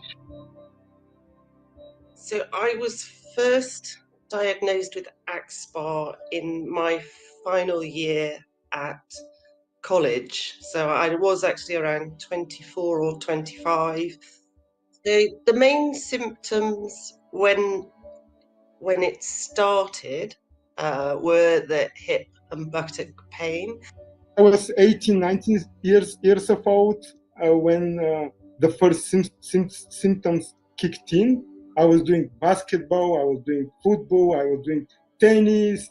I was doing also, I was very active teenager, very active kid. And at that point of time when pain and inflammation started, I didn't know what's happening to me. The day when I got that diagnosis, there was a bit of frustration and some anger added to that, to say all these years that I've been in bed, in hospital, not being able to do anything for myself, it's only now that I could find out that I have this. So those years that I having these difficulties, those years that I'm having those struggles, this is now has a name. Recently, I have this experience with a couple of friends that we went to see during the holidays. And he was surprised to see me. I told him, this is now what I am. I can barely look on my left or on my right.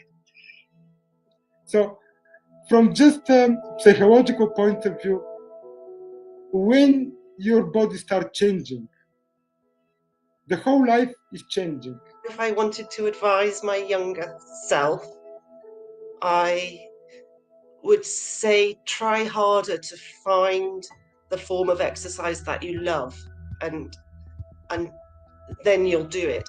The partnership that you will generate or create with your doctor is very important.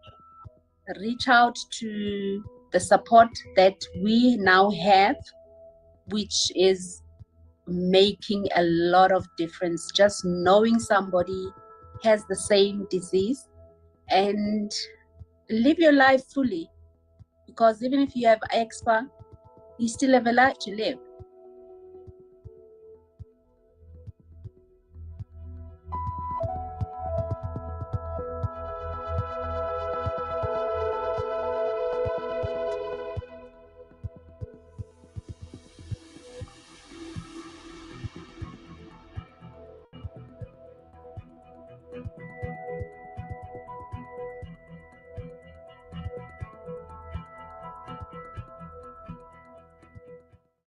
I think 7 years. I would say 7 years. 8 years. 6 or 7 years, I think. 12 years. Wonder what these numbers mean?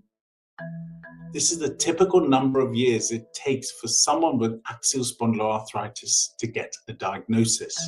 It is a chronic inflammatory disease that causes pain and stiffness in the spine and sacroiliac joints, but it can affect other parts of the body, including knees, hands, wrists, ankles. It tends to present in people's early 20s and 30s, and it can be a progressive condition for patients as well. Axial spondyloarthritis is an umbrella term that has two broad classifications. We have radiographic axial spondyloarthritis, which was formerly known as ankylosing spondylitis, and here patients have changes that are already visible on X-rays of the spine and sacroiliac joints. In the other classification, which is non-radiographic axial spondyloarthritis, X-rays are frequently normal, but the changes are predominantly seen on the MRI scan of both the spine and sacroiliac joints. The main symptoms of axial spondyloarthritis are this concept of inflammatory back pain. What I mean by that is early morning stiffness that lasts over half an hour, but can last up to a few hours. The back symptoms are typically better with activity. They tend to be worse with rest. They cause buttock pain that can alternate from side to side. And again, typically will cause wakening in the second half of the night. When you wake up, the first 30 minutes in your daily routine, your morning routine, it's a little bit more difficult than from the rest of the day when you're just being active and so on. Okay, the first one would be the lower back, and then the second one would be the knee that will get swollen, and the hands as well would get swollen. The main symptoms when it started were the hip and buttock pain. There is already a stiffness in my lower back, the difficulty of getting up from bed in the morning.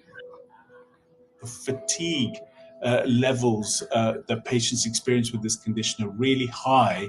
Along with this, the condition, when it progresses, can obviously lead to spinal fusion. We also have to remember that patients can have had eye conditions such as anterior uveitis, skin conditions such as psoriasis, and bowel conditions such as Crohn's disease and ulcerative colitis. So it's really ensuring that we pick up all the clues that these patients can present with, and putting these clues together really will help us reach the diagnosis much quicker. Axial spondyloarthritis can present like many other conditions, and it's due to the non-specific presentation that can lead to a significant delay in diagnosis. We were like diagnosed 6, 7, 8 years, delay in the diagnosis, and by then the damages are already done. Recognizing the condition early and getting those patients referred onto a rheumatologist for consideration of treatments we know that can make a difference now, like the biologic and targeted synthetic disease-modifying drugs, mean that we can prevent a lot of that disability and prevent a lot of that burden of disease and allow people to live.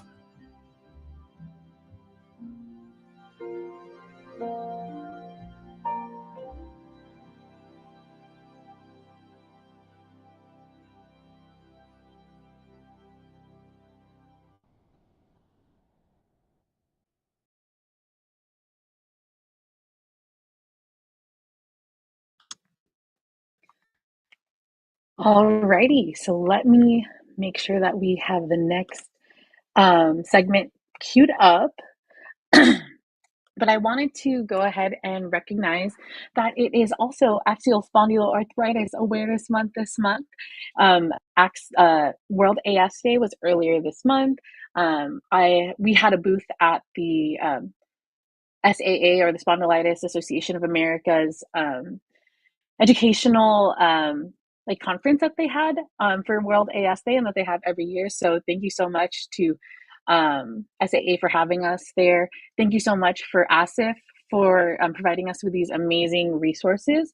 Those interviews that they had are really they're really captivating. They really are able to talk and kind of portray how it is to live with AxSpA, and I'm sure that a lot of us can relate to some of the sentiments, no matter if we have AxSpA or not. But yes, so I acknowledged earlier that it was Mental Health Awareness Month. It is also Axial Spondyloarthritis Awareness Month, and just to sprinkle it in, it's also Lupus Awareness Month. So shout out to all of the different awareness days and awareness months that are going on this month. There are a few more as well. They mentioned that Crohn's and ulcerative colitis can be a comorbidity of axial spondyloarthritis, and it's actually World IBD Day today, which is inflammatory bowel disease. So so many different things going on with all of our diseases. So just wanted to put that out there. Let me make sure that we are still on schedule. We are supposed to be doing the Know Your Numbers at 9:45. Okay, so we are a little behind. I'm going to go ahead and play the next segment. Alrighty, I'll see you all soon.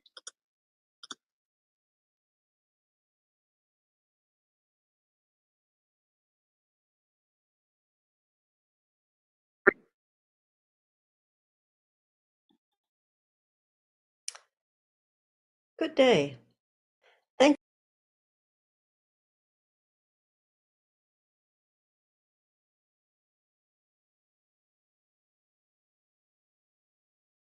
Thank you for the opportunity to share a new tool with you, a tool for persons like me with autoimmunity. To explain how it came into being, I'll share a bit of my story with you. I am Dr. Charmaine Jones, a retired family physician who practiced palliative hospice medicine for 35 years. I'm also a mother, a grandmother, a sister, a partner, and I'm a woman living with autoimmune arthritis since 2015. I've always been busy. During my career, I've won many awards and accolades for my pioneering work in palliative medicine. I was also physically strong and active. Long distance cycling was our thing.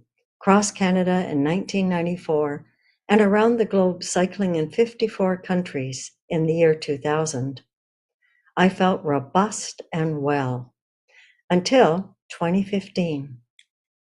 I found myself on the other side of the stretcher, or actually on the stretcher, so to speak. I was a confused, vulnerable woman looking for answers. After months of an increasingly swollen knee accompanied by night sweats, I landed in an emergency ward in a foreign country. MRIs and surgery for debridement and biopsies led to a misdiagnosis of a septic knee, a potentially serious joint-destroying infection. After 2 weeks of intravenous strong antibiotics, and there was no growth showing up on any of the biopsy samples, it became obvious that this was not an infection after all. Meanwhile, every joint was now swollen. It was really hard to look after myself. I couldn't chew, I couldn't turn my neck, I could barely walk, and I was diagnosed with rheumatoid factor negative inflammatory arthritis, or RA, rheumatoid arthritis, an autoimmune condition. After I got over my initial shock, which fluctuated with denial, I started looking for answers and for support. I took my prescribed medications, but what could I do to help myself? I discovered Dragon Claw. Now that's an unusual name for a registered Australian charity dedicated to improving the quality of life for autoimmune sufferers and their companions through a better understanding of how to manage their condition. This is a patient-led organization for patients like me. I read on to understand the unusual name. The originator felt he was living with an internal dragon which would sporadically awaken, clawing and spewing fire into his joints. An apt description of my arthritis flares. He wanted to learn what he might do to help himself the 350 odd days a year when he didn't see a health professional, and he wanted to share what he was learning. And I also came across the Canadian Arthritis Patient Alliance, or CAPA, another by patients for patient organization, helping people living with arthritis find their voice. Patients also sharing what they learned along the way. In the spring of 2020, Dragonclaw initiated Dragon Talks to help with the isolation imposed by the pandemic. We are into our third year of weekly meetings now. I co-facilitate these meetings. We are an open group. On this capture, there are participants from Canada, Australia, and the United States. We all participate as we are able. The what and the why of Dragon Talks. We are a weekly online support group on Zoom for people with autoimmune and their companions. They're facilitated by volunteers with lived experience. We enable self-care through education and peer support. It can be difficult for people with chronic disease to understand their illness, to navigate the healthcare system, and to coordinate their care through episodic visits with multiple providers. Dragon Talks provides education on our 5 pillars of health, drawing on the expertise of professional experts who have freely given their time. For example, Dr. Paula Harvey, shown here with her team, she's the co-director of the Rheum Cardio Clinic at Women's College Hospital in Toronto, Canada. She explained that our risk of having a cardiac event is doubled simply by having an autoimmune disease. Hence the importance of regular checks of our blood pressure, weight, lipids, and exercise program. This was news to many of us, and important. Many of us are not aware of the risks inherent with autoimmunity, nor the potential adverse effects of our medications. Or in short, in the case of RA, rheumatoid arthritis may affect more than your joints. Well, how big a problem is this? How many people are there with autoimmunity? Well, sadly, autoimmunity is on the rise. The best guess that current research literature has is that an estimated 4% of the world's population has at least one autoimmune disease. And once you have one, there is risk of developing another. In the USA, the number may be closer to 8%, and these rates are not static. Experts say they've been increasing for decades. Well, is there a shortage of healthcare providers? In the case of arthritis, the current estimate is that Australia is short of 302 adult rheumatologists. And people with autoimmune disease often require more than one specialist.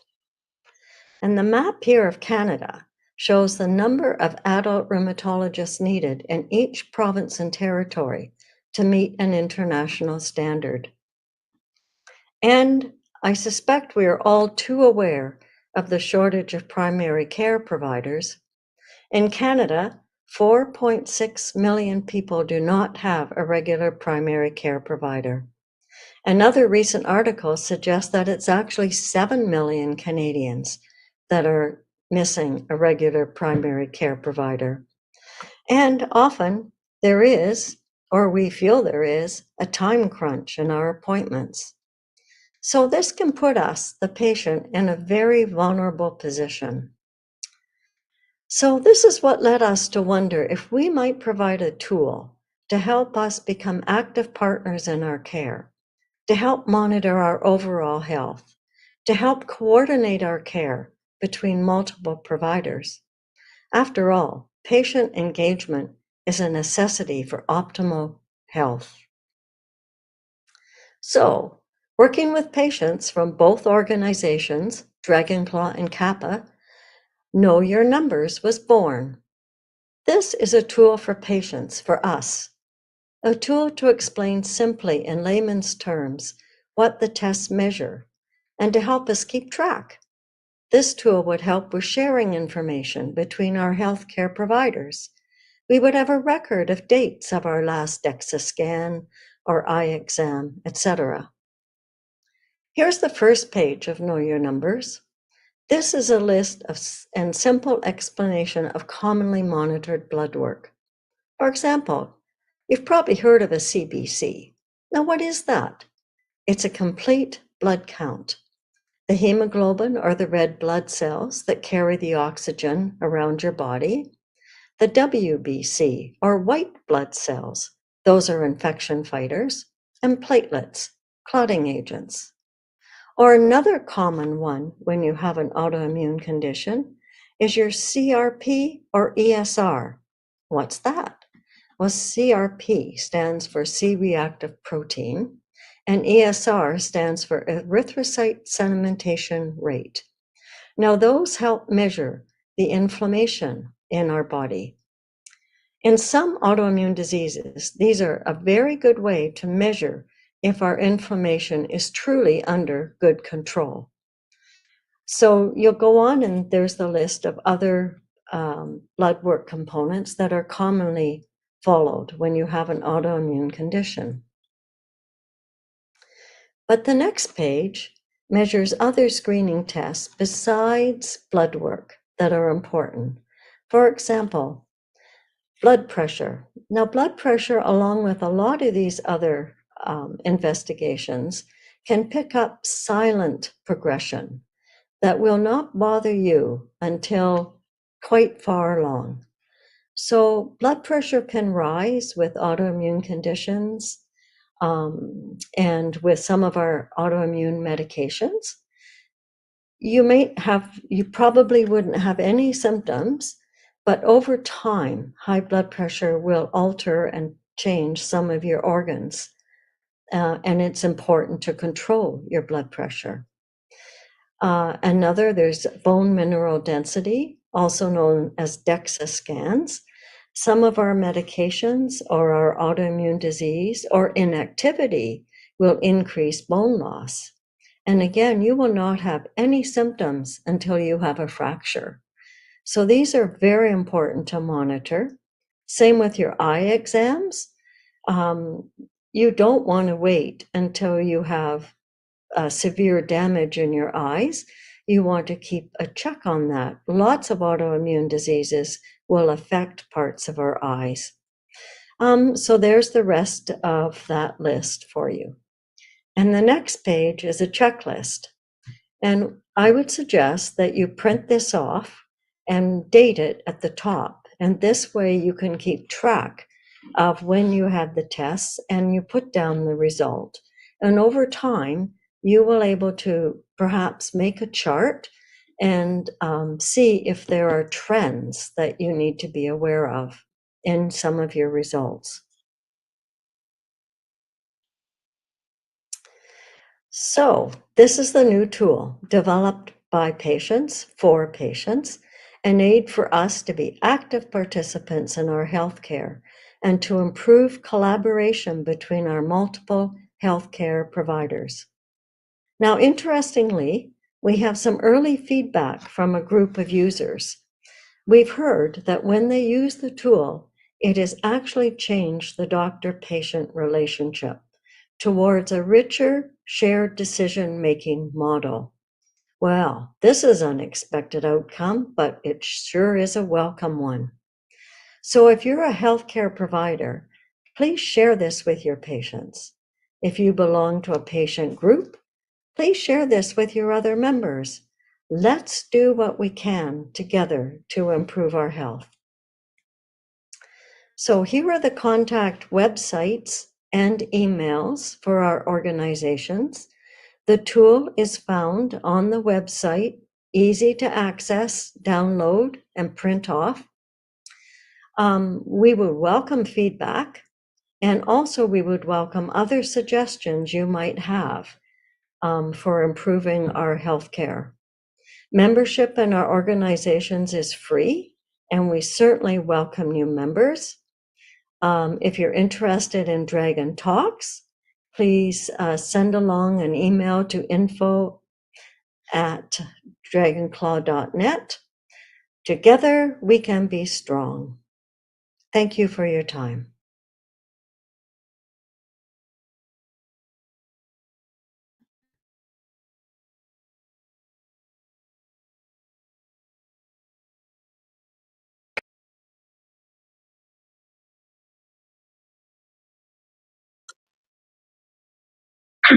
Thank you so much to Charmaine from Dragonclaw and to those at CAPA for creating this amazing tool for us to be able to track our different blood tests that we may be trying to track.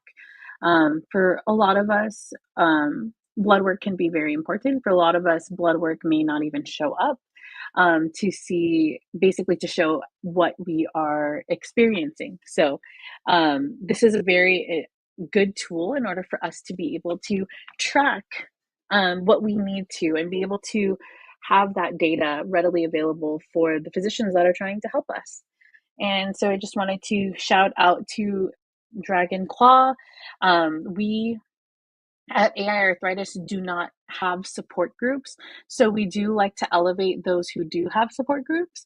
And so Dragonclaw is one of them. They are predominantly based in Australia and in Canada, but do offer virtual support for the general autoimmune and autoinflammatory community.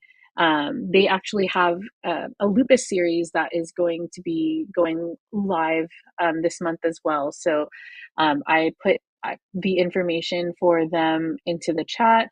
And just so everybody knows, we will have resources available from all of the organizations that were on the Race-a-Thon and additional organizations readily available after the live stream is done in order to be downloaded. And you'll be able to download that on our website at www.aiarthritis.org/AiArthritis Day.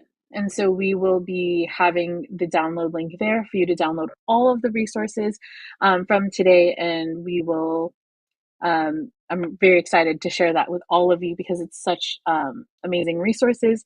You can also still download, today will be the last day that you can still download the resources from the 2023 Race-a-Thon as well. And so this is going to be a segment about exercise and why exercise is important for all of those living with AiArthritis diseases.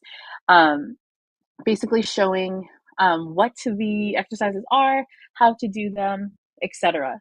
The first set of videos is going to be from Arthritis Research Canada and the Movement for All Lab. And it is called iStart, and it is basically talking about exercise.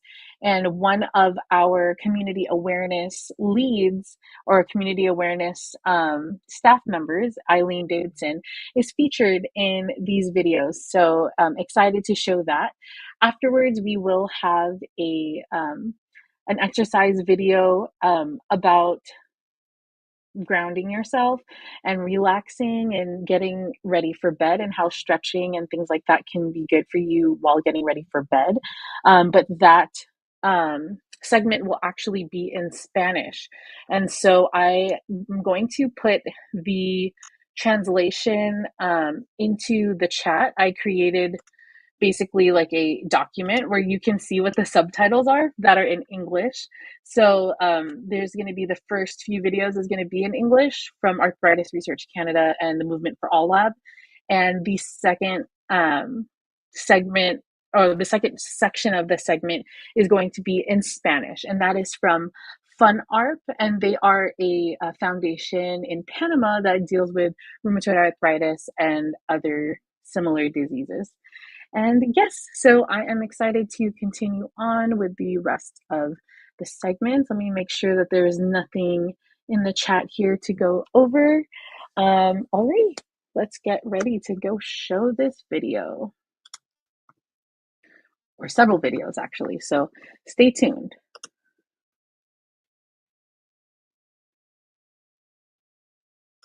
Movements of the core are used for activities like putting a baby in a car seat or turning and grabbing something from the shelf when cooking. Rotational core exercises will also work the muscles on the side of the core. Remember, Okay, I'm going to restart this and get rotational off movements camera. of the core are used for activities like putting a baby in a car seat or turning and grabbing something from the shelf when cooking. Rotational core exercises will also work the muscles on the side of the core. Remember to keep breathing throughout the exercise. While sitting on your buttocks and leaning slightly back, move the weight in the hands or on the wrists from side to side with control. Avoid rotation of the body. To make it easier, place more weight into the feet and lean back less. To make it harder, Lift the feet off the floor or lean back more, creating a smaller angle between you and the floor. You should feel the sides of your core muscles working.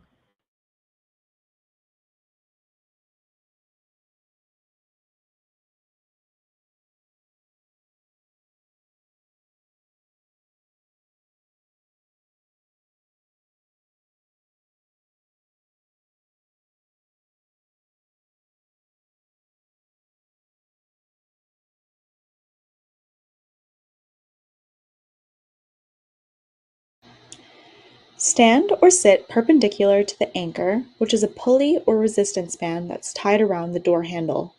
Extend your arms straight outwards without allowing your body to rotate or twist towards the anchor. To avoid this rotation, breathe out and tighten your stomach like you're about to get a poke in the stomach. Hold that position, but keep breathing. To make it easier, reduce the amount of movement in the elbows. To make it harder, draw your hands in a circle or a figure 8 after the press. You should feel the sides of your core, chest, and shoulder muscles working.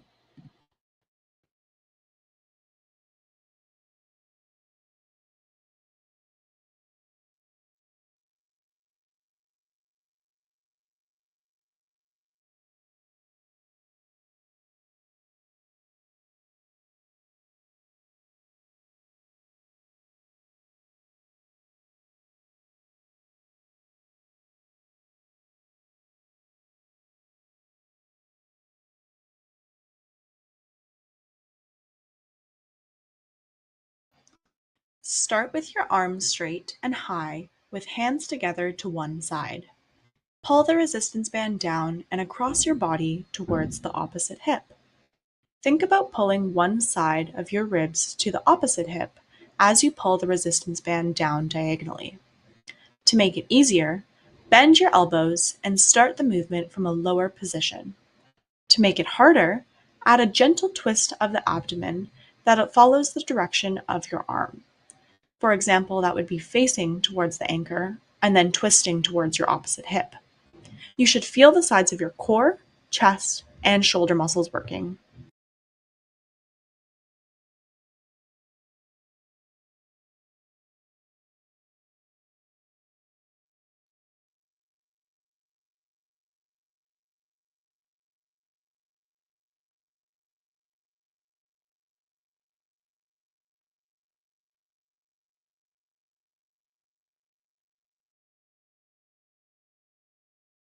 See everything up close by 200 times with this powerful new NASA creation. This new NASA-inspired device is basically a 3,000. This movement may be used when you pull an object downward or pull yourself up. Some examples of this movement include closing a shed or garage door shut, or pulling yourself up back to your feet using a counter. This action will target your back and shoulder muscles. Use either a resistance band or pulley. Begin with your arms straight and pull your hand down towards the side of your leg. Squeeze under your armpit. Your elbow should be tucked beside the ribs the entire movement. You may feel the inside of your arm brush against your body. To make it easier, start from a lower height and bend the elbow. To make it harder, do one arm at a time and perform the movement slowly and/or in a kneeling position. You should feel your back, shoulder, and triceps muscles working.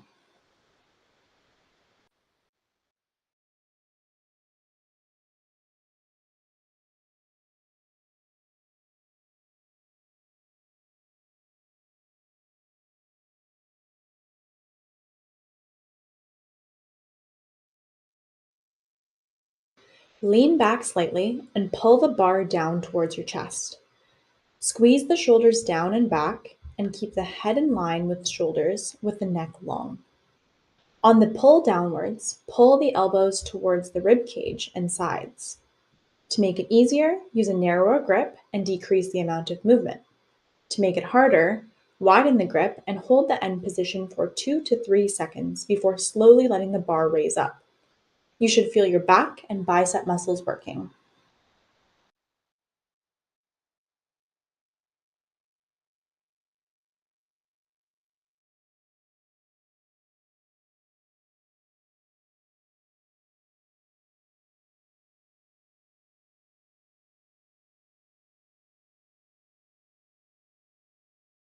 Note, this exercise requires substantial grip. Hold the bar and pull the body up. Avoid swinging by isolating the movement to the back and arms rather than swinging the body and using momentum to pull upwards.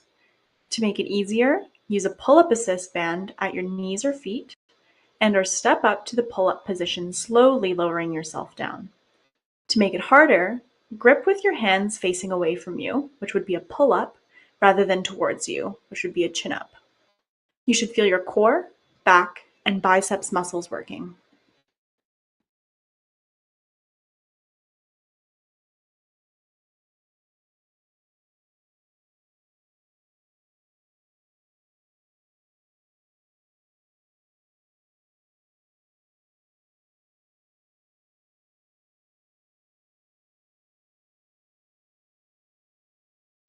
This incredible product dissolves oven grease and stubborn mold in seconds without any scrubbing. Take any dirty surface. This movement is helpful for getting in and out of chairs, the bed, or even on and off the toilet. It targets the front and back of your leg muscles, as well as your buttocks. While breathing in, try to pull your belly button towards your spine or the floor. Draw the knee in towards your chest until your knee is perpendicular with the ground, then lower the leg back down with control. To make it easier, slide one heel towards the buttocks, then lower the leg back down with control. To make it harder, draw both knees in towards the chest at the same time. You should feel your center and lower abdominal core muscles working.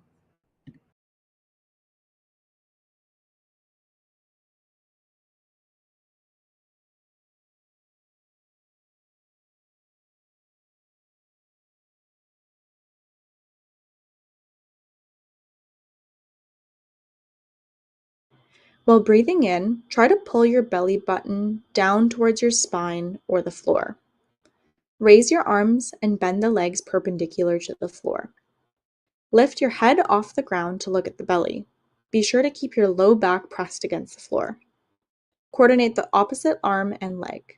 Focus on the movement of lowering one arm and the opposite leg in synchrony.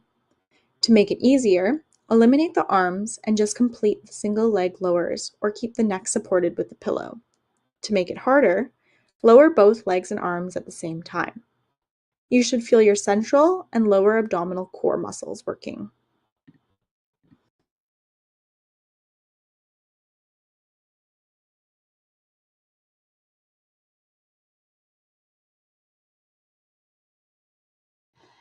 Tighten the muscles inside your pelvis like you would do to stop yourself from peeing, and then try to draw both hips towards each other like closing a book.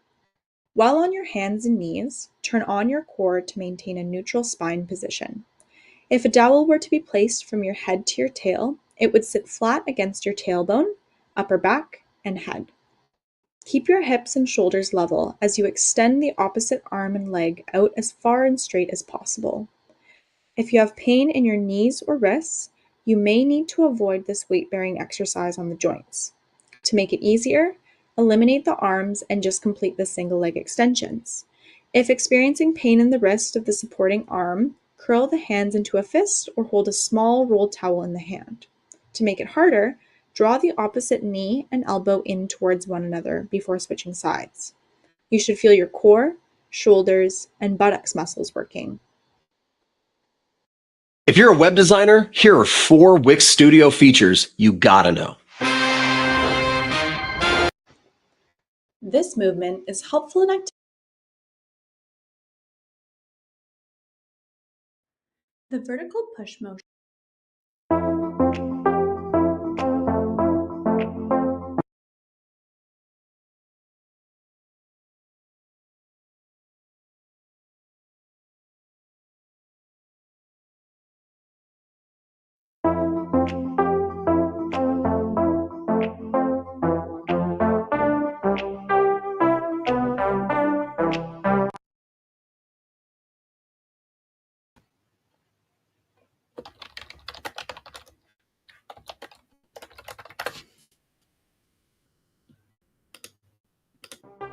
Realizaremos una rutina de ejercicios para antes de ir a dormir puedan relajar todo su cuerpo. Vamos a necesitar una toalla pequeña enrollada para colocar el cuello y vamos a ir acostados boca arriba. Antes de iniciar, vamos a recordar la respiración que vamos a utilizar en cada uno de los ejercicios. Primero, van a tomar aire por la nariz, llenando el abdomen, y cuando exhalan, botan todo el aire como si fueran a empañar un espejo. Toman aire. Cuando exhalan, aguantan las ganas de orinar, botan todo el aire y al mismo tiempo las costillas van cerrando lentamente. Inhalan por la nariz. Exhalan por la boca. En cada ejercicio se debe mantener la respiración constante y relajada para evitar hiperventilar cuando inhalan. Posición inicial, piernas al ancho de las caderas, apoyando la planta de los pies, rodillas separadas, igual alineadas con sus caderas, hombros relajados, soporte a nivel cervical, brazos a los lados. Iniciaremos con los ejercicios respiratorios, tomando aire por la nariz y luego exhalando lentamente por la boca como si fuéramos a empañar un espejo. 10 repeticiones de este ejercicio. Toman aire, llevan el aire hacia el abdomen, exhalan y botan. Inhalan. Botan el aire. Inhalan. En cada exhalación activan suelo pélvico aguantando las ganas de orinar.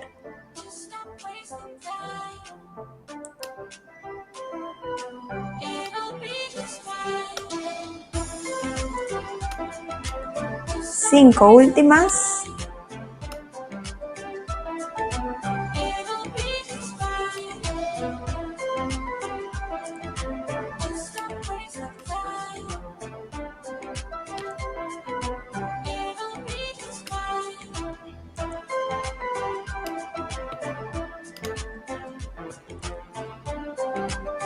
Ahora toman aire, van a llevar rodillas hacia el pecho, inhalando.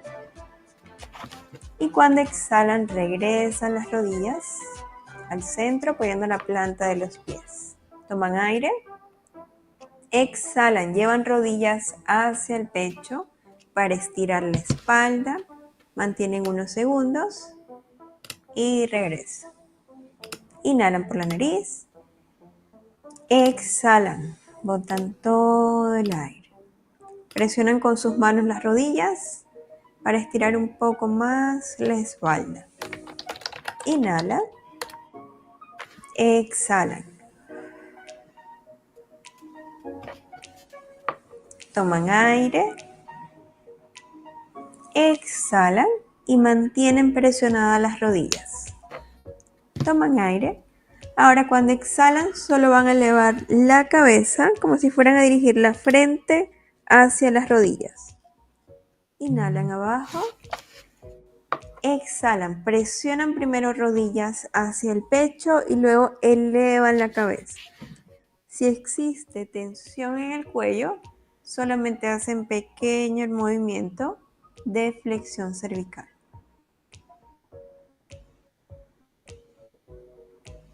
Manteniendo siempre la presión hacia las rodillas. Mantienen arriba, presionan las rodillas hacia el pecho, mantienen por unos segundos y regresan. Desde esta posición, manos por detrás de sus piernas, toman aire y cuando botan el aire van a estirar las piernas lo más que puedan. Toman aire por la nariz, exhalan. 2, estiran sus piernas. 3, 4, 5. Vamos a hacer 5 repeticiones más.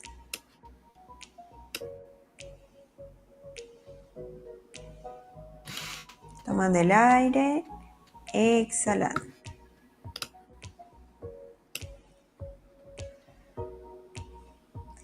En la última repetición vamos a mover los tobillos. Van a dirigir talón derecho y luego talón izquierdo. Y van a alternar un movimiento con el otro. Inhalando, exhalando. Uno y uno. Inhalan, exhalan, dándole soporte con sus manos a las piernas. Uno y uno. Ahora un poco más rápido. Inhalando, exhalando. Una respiración constante, relajada. 5 más. 4, 3, 2, 1. Llevan rodillas nuevamente al pecho. Apoyan la planta de los pies. Desde esta posición van a colocar los brazos a los lados, con las palmas hacia arriba, hombros abiertos. Rodillas pegaditas, pies pegados. Toman aire y al exhalar van a inclinar sus rodillas hacia el lado derecho y regresan al centro tomando el aire. Inhalan, exhalan, inclinan hacia el lado derecho. Tomando aire al centro, exhalan. 2 últimas. Centro, inhalan, exhalan. Vamos a hacer la misma repetición, 5 repeticiones, ahora hacia el lado izquierdo. Hombros presionados hacia la cama. Toman aire, exhalan, botan. Suave y lento, botan el aire.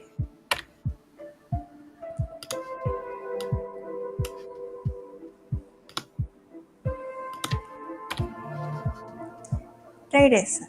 Mantienen palmas hacia arriba. Ahora toman aire, van a llevar el aire hacia su abdomen y cuando exhalan van a exhalar en 2 tiempos. Toman aire, exhalan. Inhalan, toman aire, exhalan. Inhalan, toman aire. Vamos a hacer 10 repeticiones.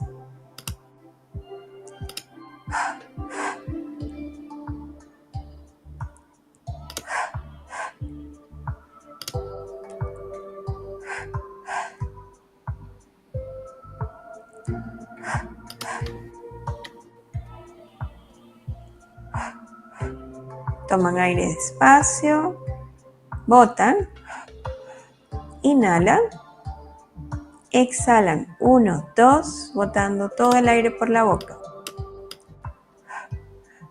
Una más y detienen. Van a llevar palma de las manos hacia abajo, mantienen las rodillas pegadas, toman aire y ahora al exhalar presionan sus brazos hacia la cama, como si fueran a dejar su huella y relajan.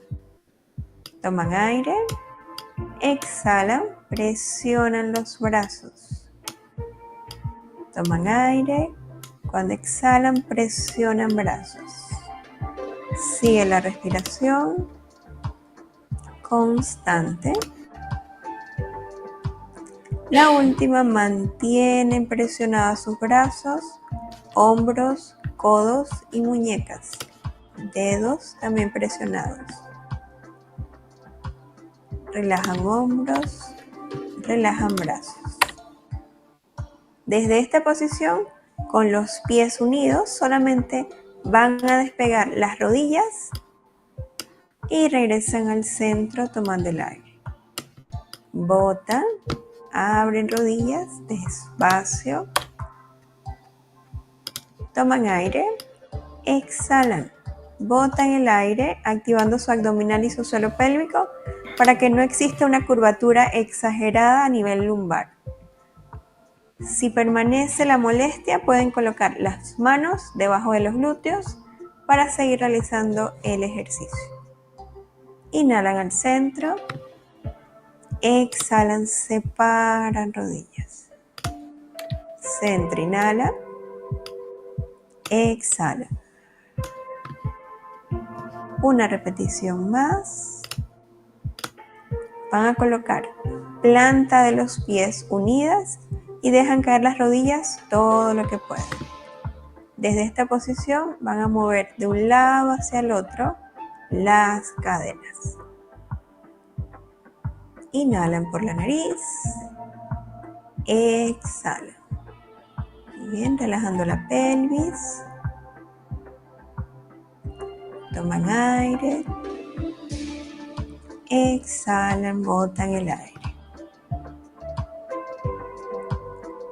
Detienen el movimiento, cierran sus piernas, mantienen las manos debajo de los glúteos para que la espalda esté plana y no exista tensión en la lumbar. Van a llevar pierna izquierda completamente estirada y la pierna derecha flexionada. Toman aire y al exhalar, como si fueran a rotar su cadera hacia el lado izquierdo y regresan al centro. Toman aire. Exhalan, elevan el glúteo derecho, inclinan su cadera hacia un lado. Centro, inhalando. Exhalan, inclinan la cadera. Una vez más. Toman aire.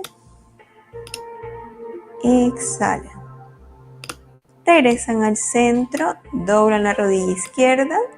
Estiran la rodilla derecha, la misma secuencia, solo que hacia el otro lado. Toman aire, exhalan, despegan el glúteo izquierdo y rotan su cadera. Toman aire, centro, exhalan, rotan la cadera. Hombros no se despegan de la cama. Centro, inhalan, exhalan. Toman aire al centro. Exhala. Regresamos al centro. Flexionamos la rodilla. Vamos a mantener la posición. Piernas al ancho de las caderas. Hombros relajados. Unen los pies y unen las rodillas. Desde esta posición, toman aire. Exhalan. Suben hombros hacia las orejas. Y luego bajan, inhalan. Suben hombros y bajan deslizando sus manos sobre la cama. Suben hombros, bajan. Una más. Regresan al centro. Pequeños movimientos de la cabeza de un lado hacia el otro. Tomando el aire. Exhalando. De un lado al otro. No debe existir tensión a nivel cervical. Regresan al centro. Ahora entrecruzan sus dedos. Inhalan y al exhalar van a estirar sus brazos. Regresan al centro. Exhalan, estiran brazos y colocan palmas hacia arriba. Inhala. Exhala. Una última, llevan brazos hacia arriba y se van a imaginar que le alan los brazos hacia el techo. Bajan hombro, bajan brazos y listo, terminamos.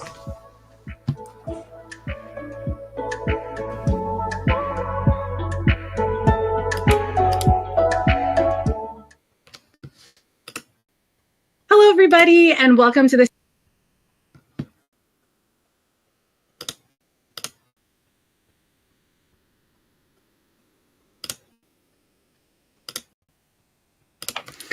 Alrighty, so we are trying to get back on track, pun intended, to make sure that we are getting as close as possible to the time. We're still running about 13 minutes late, but I am going to go ahead and play this next segment. It is very important. because it is about a comorbidity that is a result for a lot of our diseases called uveitis, or inflammation in the eyes. And I just wanted to highlight also real quick before I go there that we have Chronic Disease Diary here saying these are such good exercises. I recently started doing exercises like these, and I'm amazed at how much pain I've eliminated from my daily activities. I agree. I just recently in the past 3 months started weight training as well, and it has really helped with my daily symptoms of joint pain, and just making sure that I'm getting all kind of loosened up, and like my joints have the fluid going, and it really helps with my joint pain in the morning. At AiArthritis, we are brave and intend all of our puns. Yes, try to get them in as much as possible. So I'm going to go ahead and play this quick interview that I had with Yasmin from the Uveitis Foundation. She talks a lot about how important it is to know the signs of uveitis so that you can get that treated as early as possible as well. So let's go back to this. Let me share. Alrighty. Hello, everybody, and welcome to this segment of the 2024 Race-a-Thon for World Autoimmune and Autoinflammatory Arthritis. I am so excited to introduce Yasmin, the Ocular, Immunology, and Uveitis Foundation, or OIUF for short. And I wanted to go ahead and give her the floor to introduce herself. So everybody welcome Yasmin. Thank you, Layla. And like she said, my name is Yasmin. I'm the Community Engagement Coordinator at OIUF, and our mission as a whole is to support the patients, caregivers, and physicians of ocular inflammatory diseases like uveitis and scleritis. And a lot of times these conditions can be associated with other rheumatological conditions. So this is why we're definitely excited to be partnering today for World AiArthritis Day to make sure we're able to reach all of the people who may not have heard about us and could use some support from our end. Definitely. And we're so thankful to have you all here for the second year in a row. So if all of you wanted to check in to see what the last segment that they had on the Race-a-Thon was, it was with Jay French and his daughter having to talk about her JIA story and also how it was as a parent to go through that. And I'll have the link in this video for you to be able to see that podcast. Super informative. That was an amazing resource for us to have last year. So I'll make sure that we can have the link to be able to replay that. And this year, we're going to learn a little bit more about OIUF and what they do.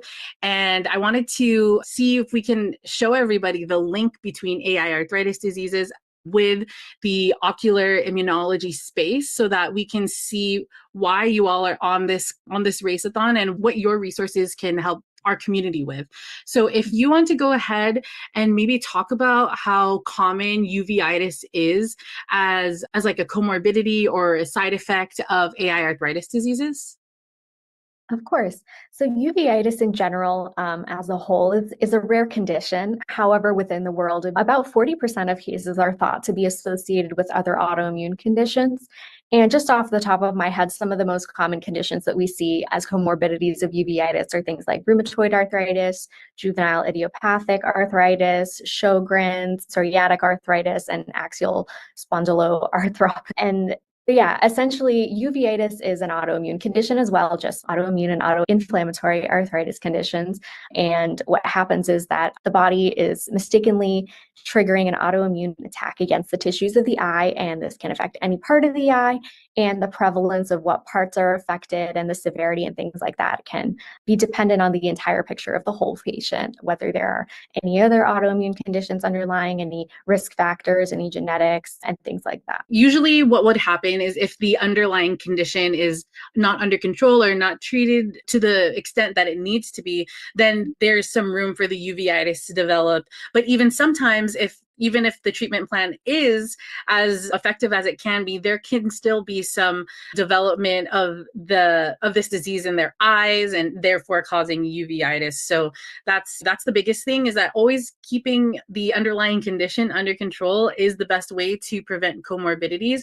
But sometimes we may be doing all we think we need, and we don't really know what to look for to see what there might be going on. That's the next thing that I wanted to ask you about, is the warning signs of developing uveitis. Like what are some big red flags that we can look out for to see if we are starting to develop those signs?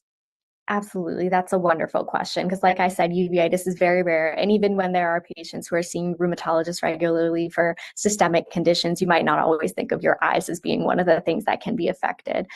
In general, things to look out for is if you notice any changes in your vision that aren't the way they usually are, anything like visual disturbances, like seeing floaters across your visions, lines, shadows.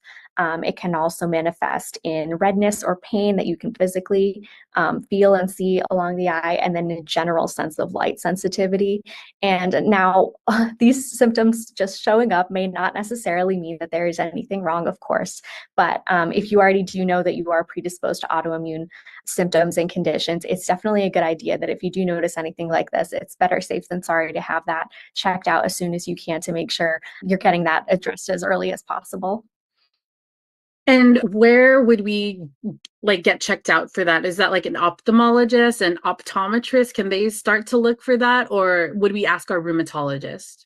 Absolutely. So a lot of times patients will have symptoms, but it's also possible to have inflammation that is asymptomatic, and that can be detected by an optometrist at a routine exam. When they're looking into your eyes, they would be able to see signs of inflammation, and ultimately you would be referred to an ophthalmologist. And again, if you did choose to bring these symptoms up to a rheumatologist, if you happen to have a visit with them at the same time, because we all know how difficult it is to get in to see our doctors, you can always let them know and they'll be able to refer you to an ophthalmologist. And something that we focus on at our organization is erasing the deficit of properly trained ocular immunologists, which means physicians who are ophthalmologists who are specifically trained for autoimmune ocular conditions like uveitis.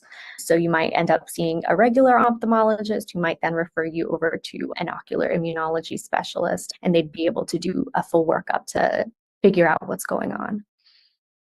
That's awesome. I personally have never heard or seen anybody that was an ocular immunologist. So I wonder how many there are in the country, and if it's rare to find them. I wonder if it's very scarce between all the big cities, or do you have any insight on that? Of course. Like I said, the mission of our organization is erasing the deficit, and part of that is understanding that there is a deficit of people who might not be familiar. It's such a rare condition, so people might not see cases of uveitis frequently, especially in cases that in towns that they're not seeing too many patients at once. And behind me actually is a wall of all of the ocular immunologists that we have trained here at OIUF. And we do also have a list of places throughout the country and throughout the world with ocular immunologists in the area, as well as the fellows that we have trained and where they're practicing to help patients find access to these types of physicians. But ultimately, an ophthalmologist would be able to detect that something is wrong. And the best thing might always be to check out your local ophthalmologist so they can give you the closest option. Because something that we dream to have in the future is a physician that's able to have comprehensive care with everything you need in one spot. And that currently is not as prevalent as it could be. So it's always good to start somewhere and be referred until you're able to get all of the physicians that you need. That's awesome. I think that that's something that your organization, AiArthritis, have in common, is just talking about the deficit, like you said, in rheumatologists and ocular immunologists. I'm sure that it's a little bit more rare for ocular immunologists, but with rheumatologists, there's also a dramatic increase of people that need to be able to see a rheumatologist. We're hearing anywhere from 6 to 9 to 12 to even 18 months that it takes to get a new patient appointment in some parts of the US. And just if any of you out there know anybody who might be studying to be a doctor, whether it be an ophthalmologist or they're still looking at what they might be looking into, one of our biggest goals is to encourage those to look into rheumatology. It's often very overlooked when it comes to the med school curriculum. And so that's something that is a passion of AiArthritis, is to get to those younger generation to let them know that we really do need this type of doctors, along with the ocular immunologists and the rheumatologists. It's something to definitely look for. If you're into mystery and escape rooms and things like that, and you like a good challenge and a riddle, I think that rheumatology is a really cool field. So that might be something to think of as well in the future. Okay, that was a little bit of sidebar, but important sidebar. In terms of long-term concerns with developing uveitis, what are the most common long-term concerns? And just to give a full picture of what uveitis really consists of. Absolutely. Like I mentioned previously, uveitis is when the immune system is attacking the eye, and this can manifest in multiple parts of the eye to create other types of ocular inflammatory disease. And the biggest thing and the most important thing that we are hoping to let everybody know is that early treatment is the key to preserving vision. As you may have possibly thought, uveitis can be vision threatening at times, but the biggest reason for that is a lack of proper care. And what that would look like is noticing signs of inflammation and either not being able to treat it properly or not going in to be seen right away. Because ultimately, patients are, if they're flaring or things like that, vision loss is something that's very common, but that is reversible if it is treated on time. The only way for things to be permanently damaged is prolonged inflammation that just isn't addressed, which is, I'm sure, similar to other rheumatological conditions. Yeah, one of the things that we try to focus on is making sure that people are treated as early as possible and as properly as possible. I'm sure you are fully aware of steroids and their use in terms of inflammation, how they can unfortunately have some unideal side effects at times. And one of the things that we do try to educate patients as well as physicians is that if we're aware that the patient has autoimmune conditions or risk factors for autoimmune activity and there's no infection or anything like that, the best way to stop the autoimmune activity is to address the root cause, which is the immune system, with immunomodulators. And ophthalmologists in general are probably the last people to be using immunosuppressive medication. So it's possible to find ophthalmologists that aren't too familiar with these drugs, and for that reason, they're hesitant to use them. If you're feeling like steroids are not enough, if you keep flaring and if it's not sufficient to control your inflammation, that's a good time to look into finding a specialist or finding another ophthalmologist who is more comfortable, because although the immunosuppressives can have side effects as well, they are safe to use, they're widely used, and they have been proven to be one of the best ways to induce remission and keep your eyes quiet. Definitely. And that's just something I was going to ask you too, is like the general steroids that we all are usually prescribed for our regular inflammation. Is that what's also used in uveitis, usually, like prednisone? Absolutely. Prednisone, systemic prednisone is given, but depending on where the inflammation is, how severe, and how significantly the flare is affecting the person, we give things like systemic prednisone. We also do prednisolone, which is prednisone eye drops, as well as, in some cases, steroid injections into the eye to give a more localized reaction. And while these are very effective and they will take care of your flare right away, it's not something that you want to be using in the long term, because that autoinflammation is going to be continuing despite the steroids. Definitely. Do you have any examples of the immunomodulating like medications that are usually given or that are very common? And then, yeah, are there any examples of those? Of course. So one of the things that our founder and president, Dr. Foster, who is an ocular immunologist, has tried to put into practice throughout his career is something called the step-ladder approach to treating uveitis. And this is where we use a steroid-sparing technique only when necessary, and we introduce immunomodulators, increasing only if necessary, to avoid exposing people to things that they don't need to be on. So typically we start patients with things like methotrexate, CellCept, other traditional global immunosuppressants, and one step up from that would be things like Humira. Humira is I think it's the only medication that is FDA approved for the use of uveitis. Everything else that we use is off-label, but we do things like Remicade, Actemra, all the way up to Rituxan if necessary. And again, we try to go up one step at a time so that people aren't on things as much as or as long as they need. But yeah, similar to what's used in rheumatology, we use the same things in ophthalmology. And another thing to note when it comes to immunomodulators is that this is a point in the patient's care where collaboration with the rheumatologist is essential, because there might be situations where there are medications keeping your joints quiet, but your eyes aren't quiet, or vice versa. And you might get lucky and the same medication works for all of your symptoms. And of course, we don't want to be on too many different immunosuppressants for multiple people. So that's why the collaboration between the physicians is essential to making sure you're not being over medicated, but your symptoms are being addressed properly. Definitely. And I just wanted to send up a flag, because the step ladder approach as an actual practitioner and a doctor is going to be totally different than the issues that we might have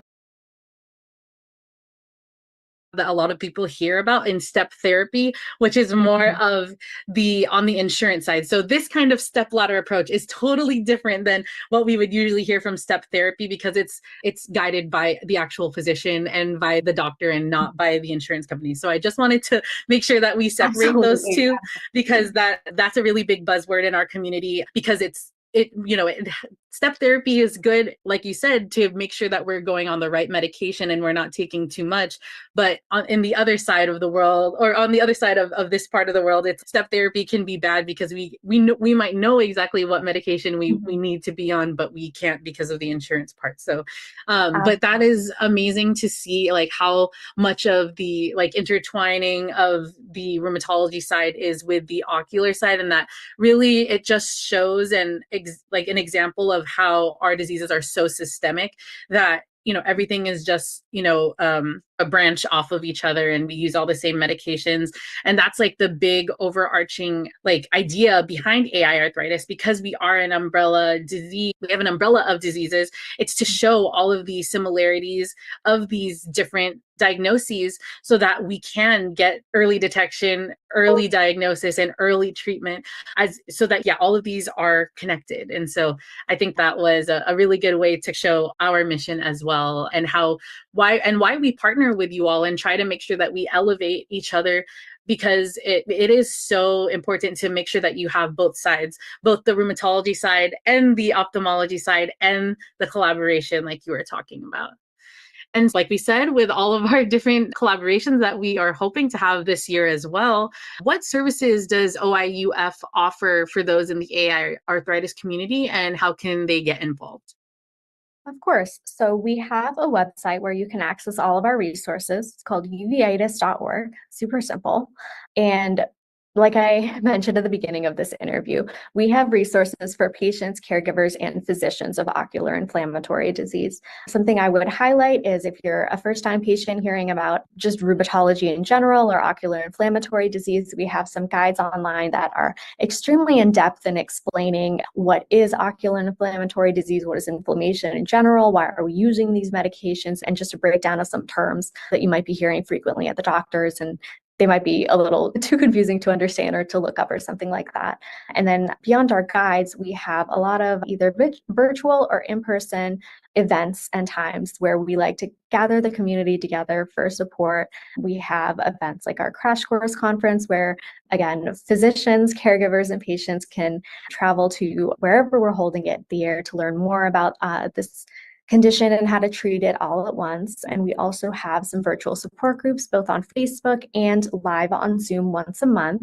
And our support group for the month of May is actually around the topic of asking a rheumatologist. We like to choose topics for our monthly support groups that are relevant to situations and things that come up in the lives of patients with ocular inflammatory disease. And a lot of times this can overlap with other conditions. A lot of the patients may have multiple comorbidities, or some of the information that we're sharing could be related to other conditions, whether you have uveitis or not. And we'll be sharing all of these resources with Layla, who can share them with you. And we're happy to have everyone who is interested to join us. Thank you so much for being here today, Yasmin. It was so informative, and I think this is going to be a really great resource for both sides of the patients in the ocular immunology space and with the rheumatology/AI arthritis space. So I'm excited to make sure that we have this interview posted on YouTube so that we can both share it and make it a staple resource for our organization so that we can have a little bit of an introduction to see like how we're tied in. I also wanted to thank Allison, the Director of Development and Programs, for setting up this interview so that we can make sure that we get the information out to the public.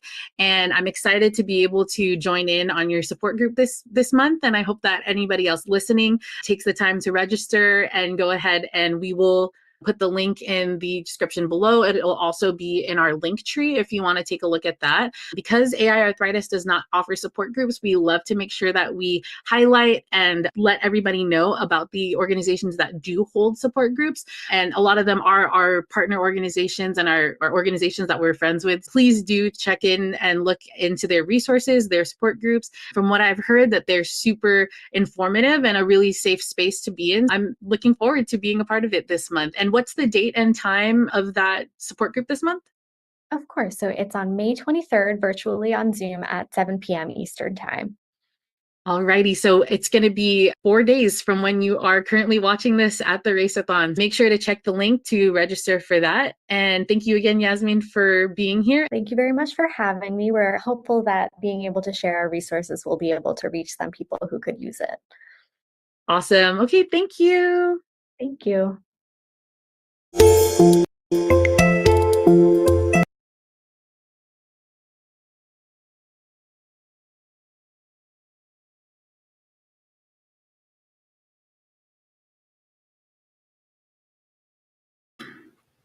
Alrighty, everyone. So I am posting the link to go ahead and register for that support group if that's something that you are interested in. For later this week, actually, it's going to be on Thursday this week.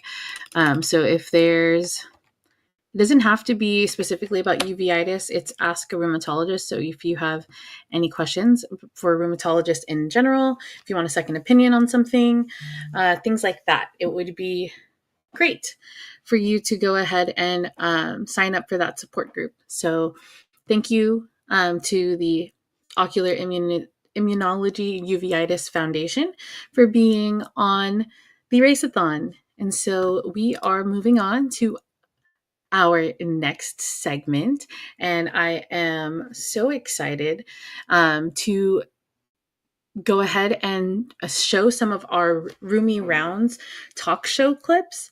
So RheumyRounds is a segment on our talk show where we have rheumatologists come to and sit at the table with patients and have a conversation about things that affect both patients and rheumatologists, and basically have a conversation more informally than you would at a doctor's office, and just being for patients to see the rheumatologist's perspective and for rheumatologists to get an inside look on the patient's perspective. So I am going to go ahead and start playing those clips. I believe that we're getting better on time. Let's see, 11:06. And I was supposed to start to play these at 10:45.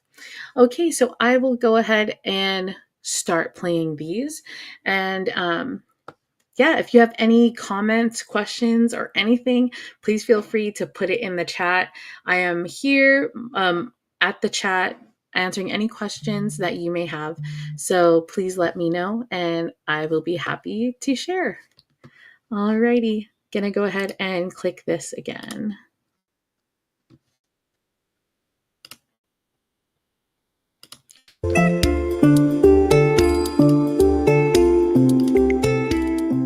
I agree that nonverbal communication is like 90% of the message.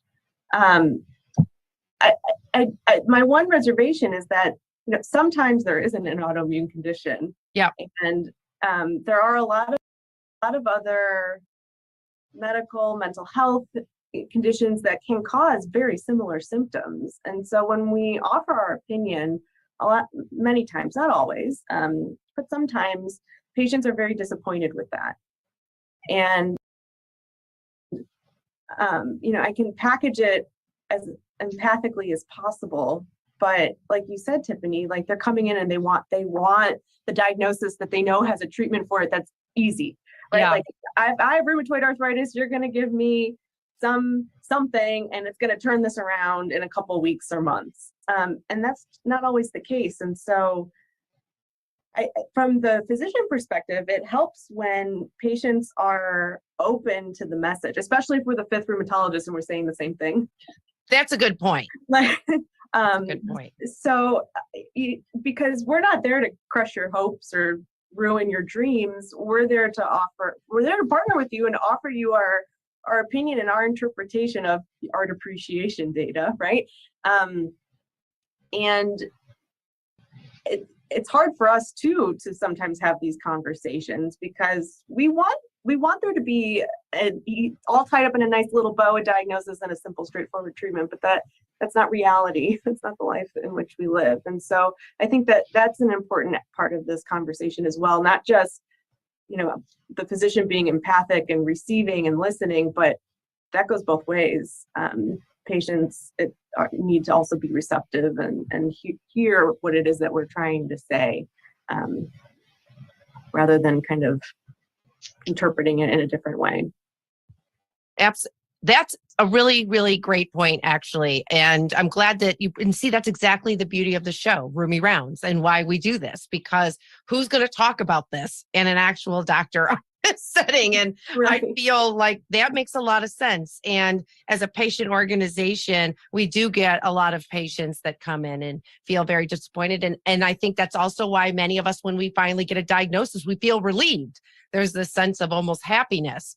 And that's a very good point. Thanks for bringing that up. Kerry, sorry, go ahead. I was just going to say, just like kind of brainstorming, I wonder if there's some way for patients who are new to this journey to help them maybe reframe that sense of like relief or satisfaction with a visit, more so on, was I listened to, was I heard, rather than did I get the answer that I was looking for?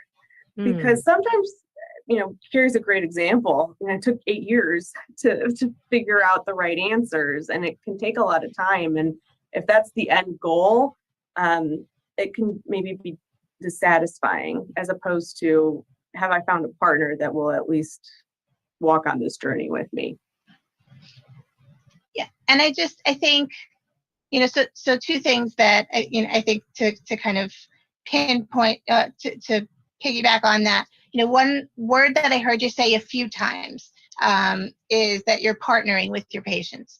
And that is something that I think is, sadly, in my personal experience, I would say rare, but really, really important. That, it's not a matter of, we come to you, you tell us what to do, we do as you say, end of story.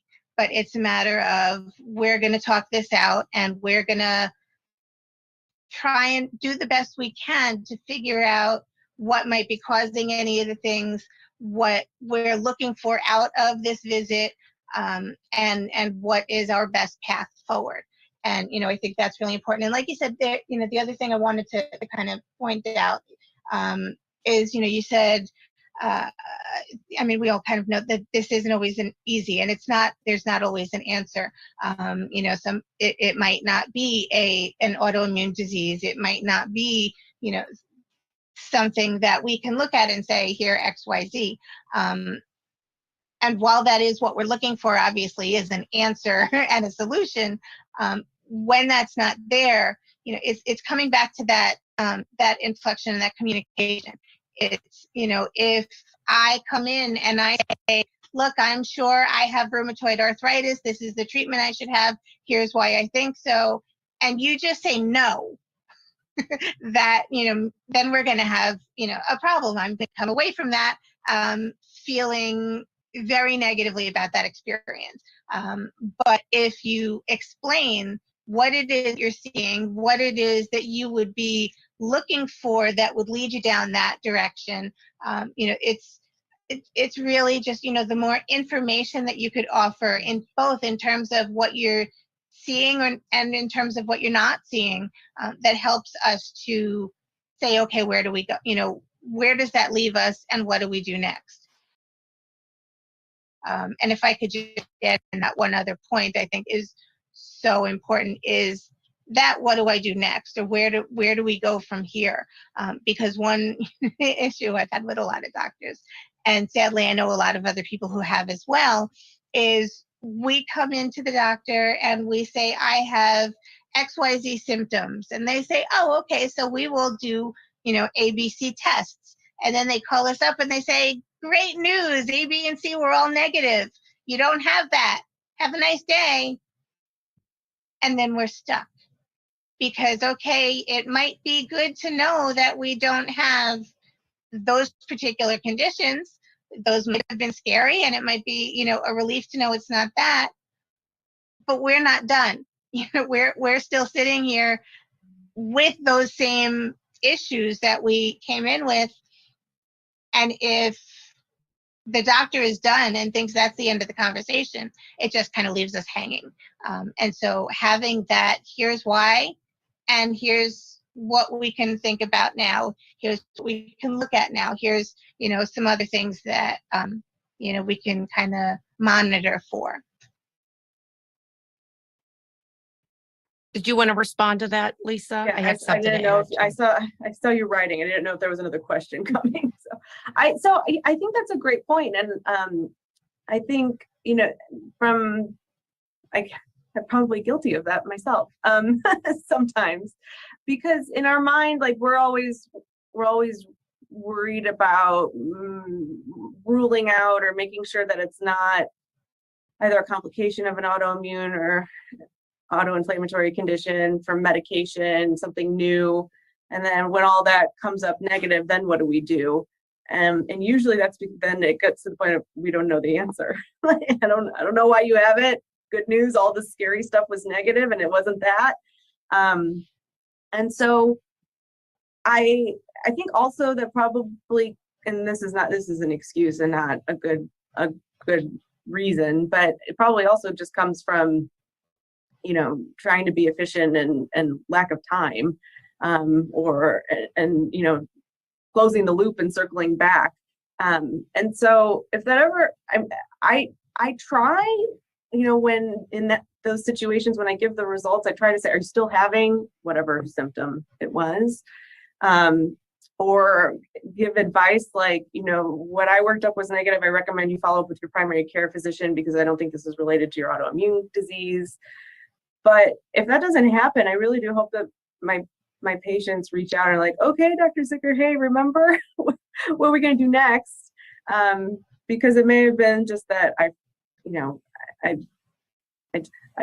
missed on a detail. But that's a really, really excellent point. And I don't think anyone's intentionally trying to leave you hanging. And I definitely wouldn't want to do that. And so it's something that I can work towards being better at. I think that in a lot of cases, people like myself, for example, I have never had a positive lab in my life, ever. Everybody tells me you have perfect blood work. And that is a challenge. We hear that so often. And it's got to be just frustrating too as a doctor. You obviously want to give answers and you're running all of the tests, and that leads back to this whole the patient feeling like no one believes me because I'm feeling this, but no test is detecting anything that's happening to me. And so I circled a big word that kind of summarized, I think, what you were both talking about, and that's really information sharing. And there's so many contexts that fall under that. And I think when we're thinking about times that we've had good experiences with the rheumatologist in the office, it often revolves around good information sharing. The doctor is providing us with explanations, like Kerry said, okay, this is why I might not think it is this, or this is something maybe you should go learn a little bit more about. This could help you. So good information sharing. And I think in the same respect, when you don't have good information sharing and you're left with a lot of questions or the time and there's not follow-up between the portal or whatever that is, that lack of information sharing, I think, can be extremely detrimental and can really shape that what is good and what is perceived as bad. And if I can just add one thing, kind of flipping on the other side, I think we as patients need to take a little bit of responsibility for that ourselves too.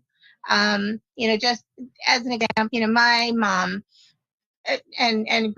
growing up, my mom, my grandmother, anybody, like people, they got sick, they went to the doctor, they got this medication.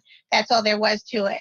And if I was asking my mom, what happened? What did they say about this? And what do you need to look out for? And do they think it could be related to that? The answer was very often, I don't know. Because if the doctor wasn't offering that explanation, she wasn't asking for it. And, years ago, I also wasn't asking for it. So I've had, some medical issues in a different area that I now wonder if, how much was the stuff I was dealing with in college, how much is that related to the other issue that I had when I was 30? And I don't really know because I didn't ask questions back then. So there's all that information that I don't have and can't get from 20 something years ago.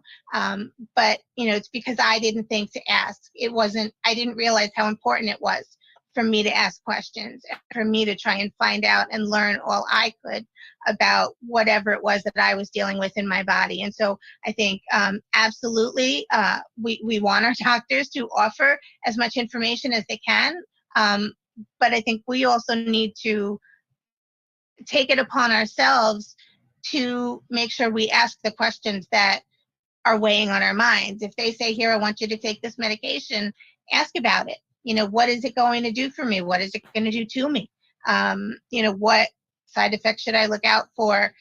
Anything. We have to remember, if we want them to think of us as partners and working together to come up with solutions, that means it's also partly on us to come up with the questions too. I think that's great because it helps a lot. From a physician perspective, there's so much I can tell you, right? I can just cite the doctor version of Wikipedia, and for some people, I'm going to lose them if I do that. And so it helps us so much when you come with specific questions, so that we can give you the information that you specifically are looking for. I think the other part of that is sometimes these conversations are just best done in person or in a visit setting.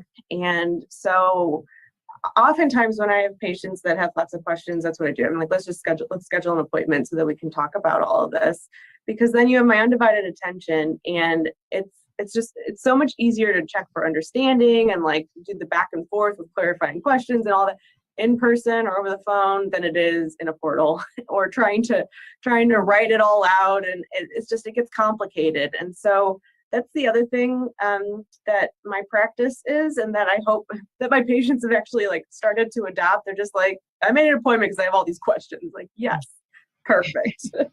And I think that is, it's just a really great way of simplifying and streamlining and making sure that you get the information you need and when you need it.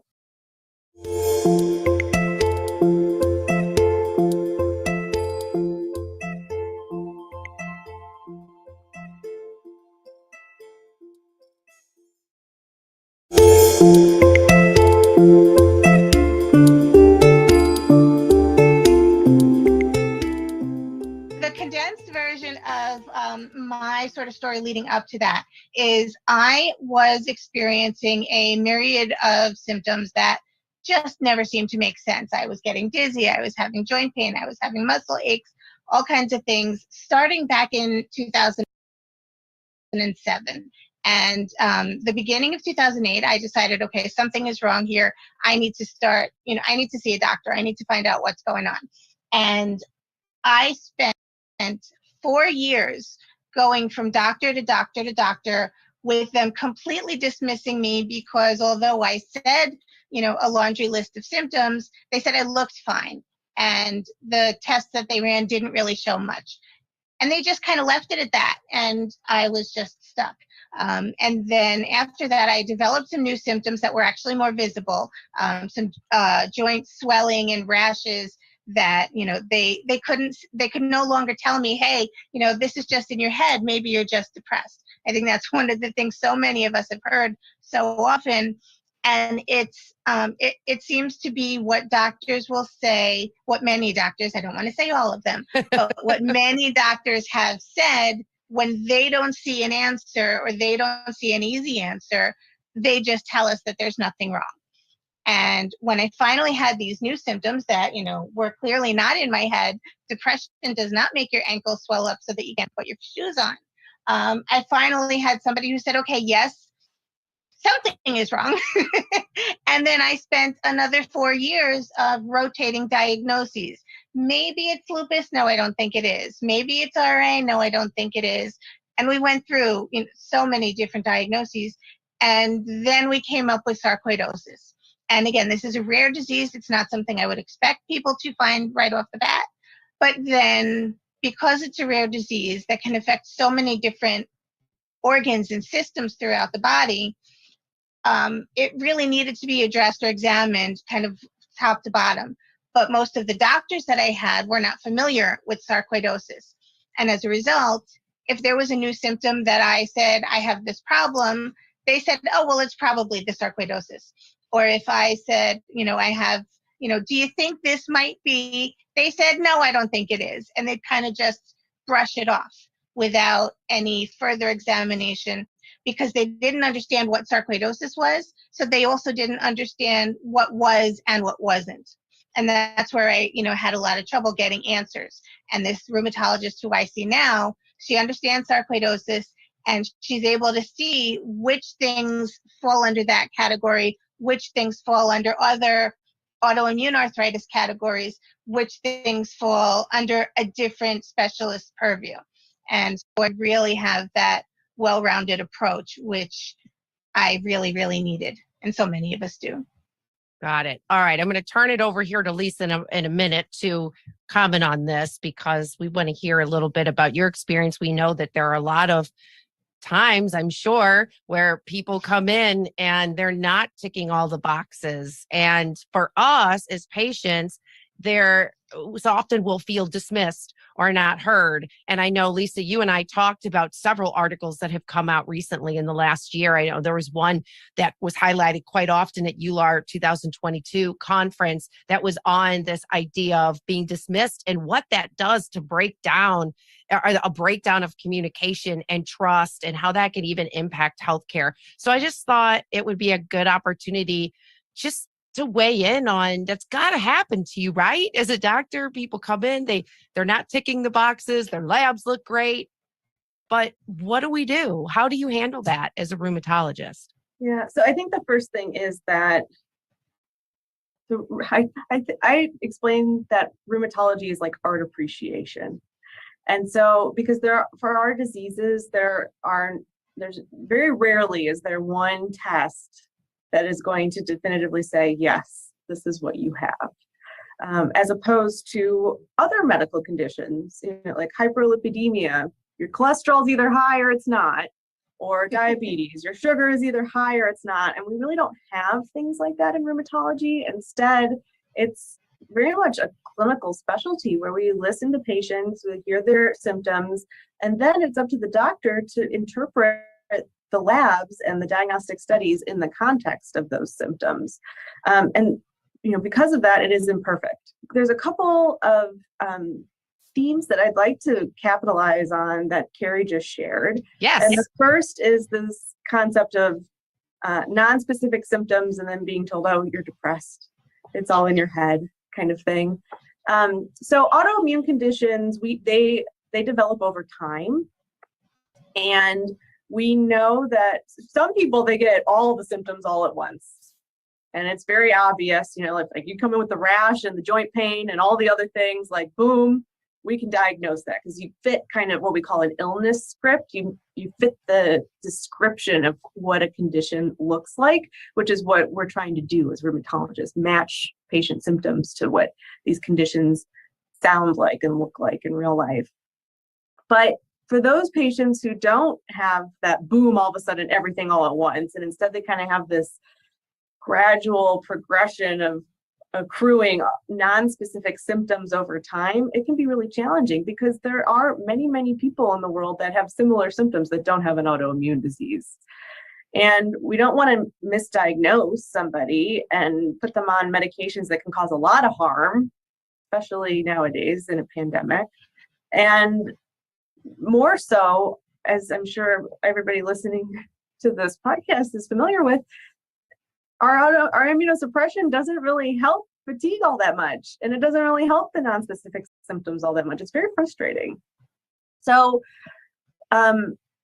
usually how I explain it to patients is that, like at this point in time, I don't think you, so two things there, at this point in time, and then I don't think, everything's hedged. So I don't think you have an autoimmune disease, but something can always develop in the future. And so if something more develops, please come back and we will repeat the assessment, because that's the best I can do at that point in time. And I don't know how other physicians do it, have that conversation, but the hope is really by saying just that simple sentence and kind of setting the stage in that way, validating that you are having these symptoms, explaining that they don't really, they're non-specific, they don't necessarily fit any one disease, and that things can progress, and my door's always open, come on back whenever something else happens.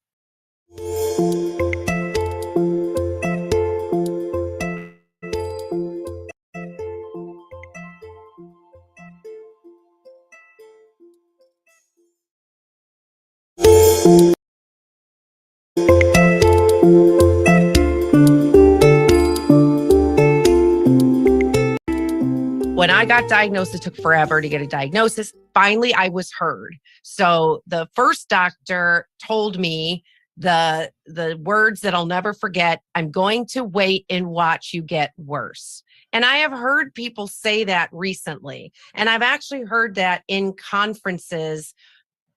I've heard presenters say, well, we need to watch and see how it worsens, but that's saying the same thing. So my first tip, if you're a doctor, rheumatologist, anything, be careful how you phrase that sentence, because that I'll never forget it. I feel like I'm permanently just stained in my brain of that time. I felt helpless.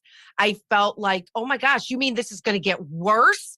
And it's a very, very tough thing to say to somebody. So that was my first negative experience of realizing, wow, I don't know what's going to happen to me, and what does this mean for my longevity, my livelihood, all of that thing.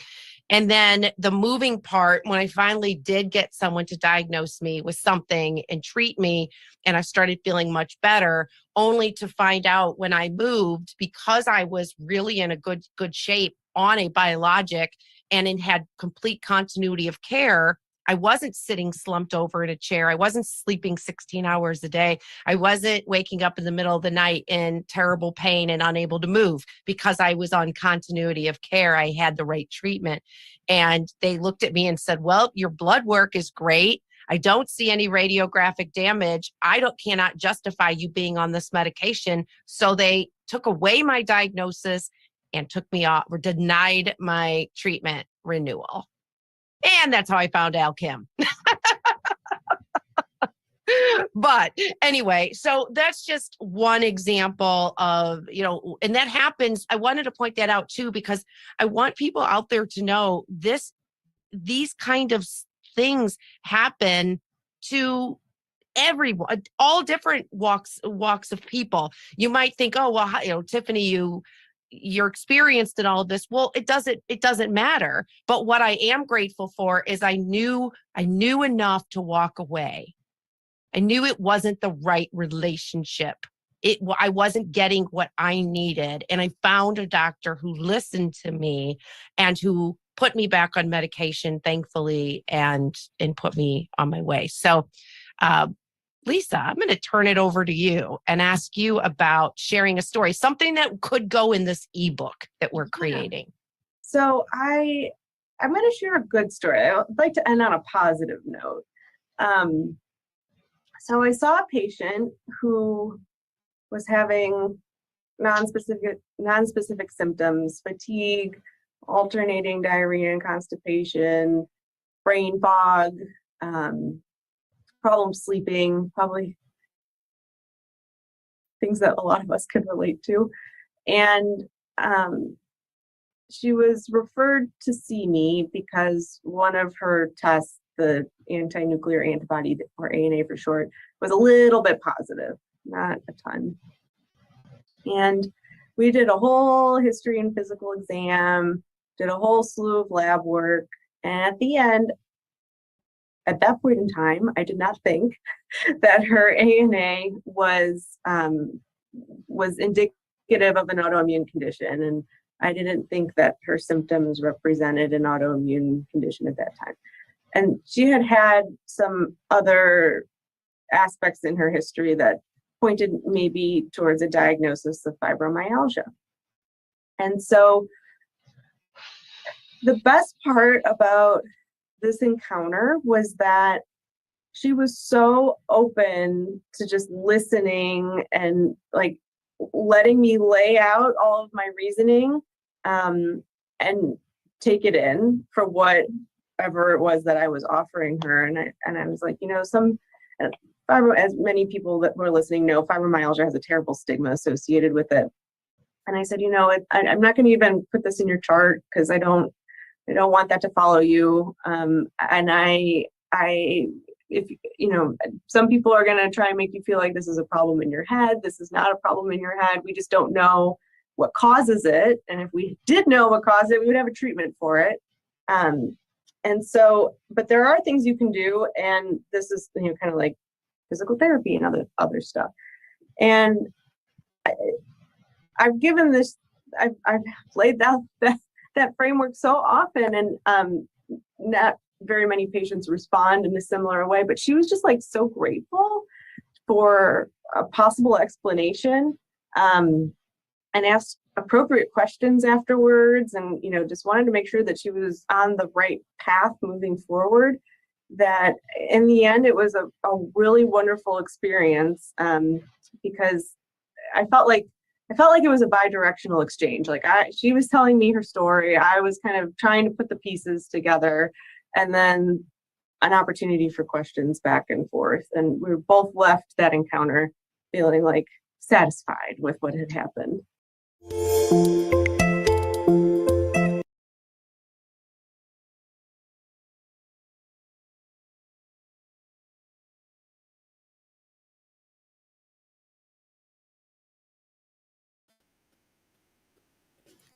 Alrighty, and I am back.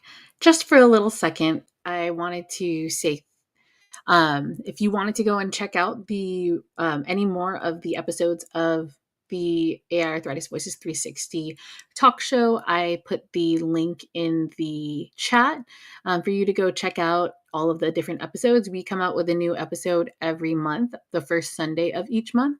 And we are always open to taking any topics that anybody might have that they are interested in, and things like that. So I wanted to make sure that everybody knew that was in the chat.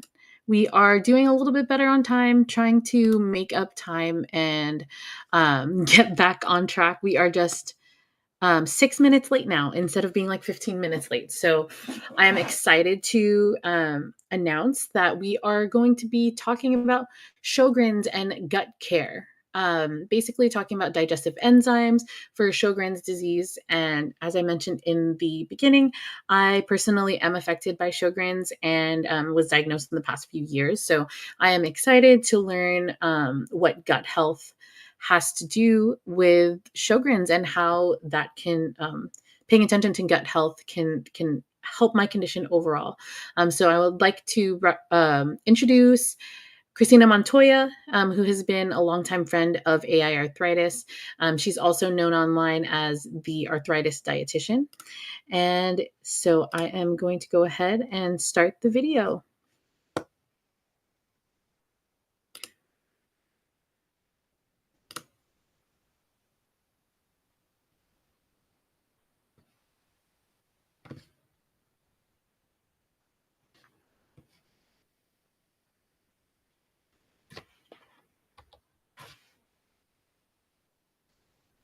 dietitian.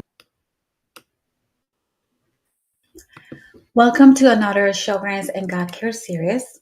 My name is Cristina Montoya. I'm a registered dietitian and a Sjogren's advocate. Today I bring to you Fact versus Fiction, Digestive Enzymes for Sjogren's. If you haven't met me yet, I'm a mom, wife, dietitian in both Colombia and Canada. I've been a Sjogren's and rheumatoid arthritis warrior for more than 20 years, but Sjogren's was my first autoimmune love that started when I was a kid, and I really don't know a life without Sjogren's. I help women with RA and Sjogren's take control of their gut health, and I also help them to adopt an anti-inflammatory lifestyle without unnecessary restrictions.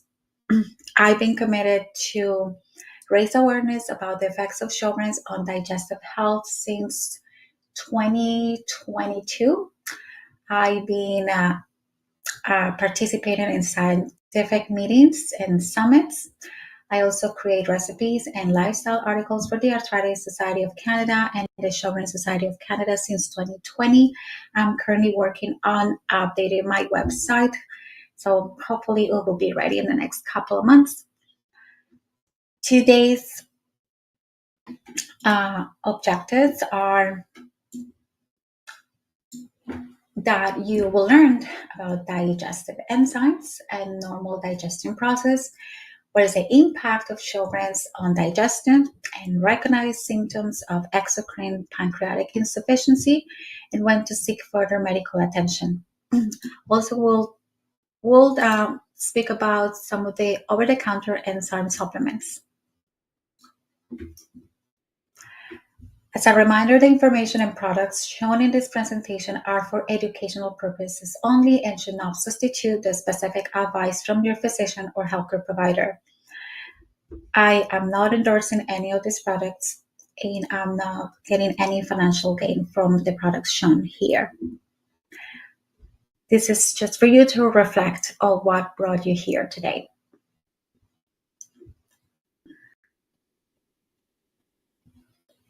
Have you ever felt overwhelmed by the variety of digestive aids at the pharmacy or health food stores? Well, I have.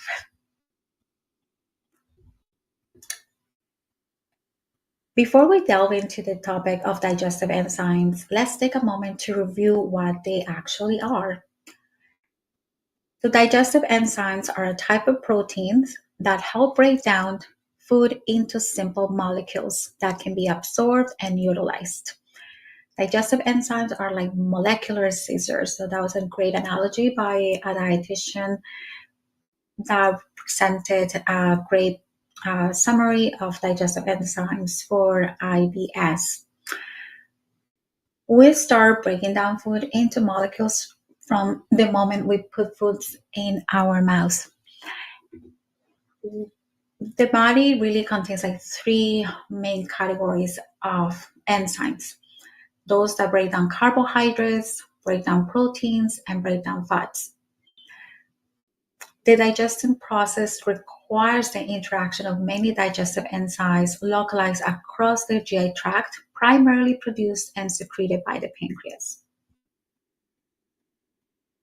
So now we need to learn about what's normal and expected from our bodies so we can recognize when something isn't working properly. Some fun facts about the gastrointestinal tract. It's a long tube about 30 feet long or 9 meters. So picture this, a beach volleyball net. That's the size of your gastrointestinal tract. Each section of the GI tract requires a specific acidic alkaline environment to function properly. So whenever people tell you you need to try an alkaline diet, it is really nonsense, because once you consume those foods, you're going to go into an acidic environment, so it's not going to make any difference. There are also auxiliary glands that aid digestion, like salivary gland, liver, and gallbladder, and pancreas. The GI tract is the second largest organ in the human body following the skin, so that's why we need to take care of it. In the mouth, we turn food into small pieces with the help of the teeth and saliva. Saliva contains salivary alpha amylase and lingual lipase, which starts the digestion process of starch and fat. So it usually starts the digestion process of large molecules. The esophagus carries food from the mouth to the stomach. And in the stomach, which is our own high power blender, mixes food and gastric juice for digestion. There are specific cells in the stomach that help secrete certain hormones, that helps to secrete the acid, the gastric acid, also other molecules like the intrinsic factor that is essential for B12 absorption. In the stomach, we also start the process of breaking down protein and fats, but all the magic really happens is in the small intestine, especially duodenum, and that's where the pancreas releases all the pancreatic juice containing the digestive enzymes that's going to help break down the proteins, fats, and carbohydrates, and also aid with the absorption of it. The liver is also important because they produce bile, which is a solution produced by the liver and stored in the gallbladder that facilitates digestion and absorption of lipids, acting as an emulsifier. Even though it's not an enzyme, it is necessary to help, kind of mix up all these fats. So when the pancreatic enzymes acts on, it's easier to act on these fats, and the surface is easier to access. Then the large intestine, now we know how important it is because it harbors all of our gut microbiome that produce the enzymes to break down dietary fibers and metabolize bile salts and pancreatic enzymes. Additionally, the colon houses bacteria that synthesize essential vitamins like niacin, vitamin B1, and vitamin K. So now, what is the impact of Sjogren's on digestion? And I insist it's huge because individuals with Sjogren's have a disadvantage in terms of digestion as the process begins in the mouth. Saliva is responsible for initiating the digestion of carbohydrates and fats using salivary amylase and lingual lipase. And our saliva is poor in quality and quantity. So even if you're producing sufficient saliva, there's no guarantee that it's a good quality. And the reality is that 95% of individuals with Sjogren's will develop dry mouth due to hyposalivation at some point in their Sjogren's journey.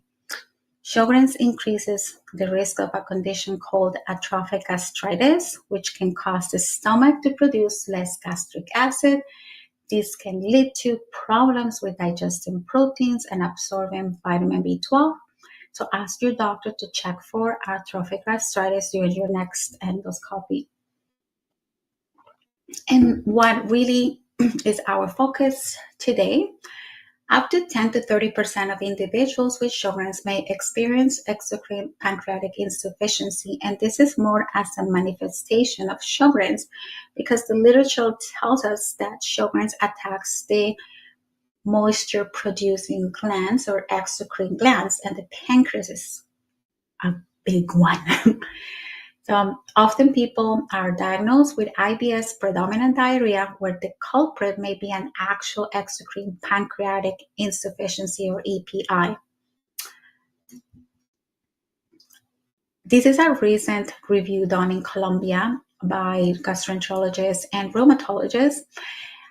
What I really loved about this is that the authors acknowledge that Sjogren's is not limited to dryness and can cause a wide range of gastrointestinal symptoms such as dysmotility, hypochlorhydria, and other conditions just like you see here.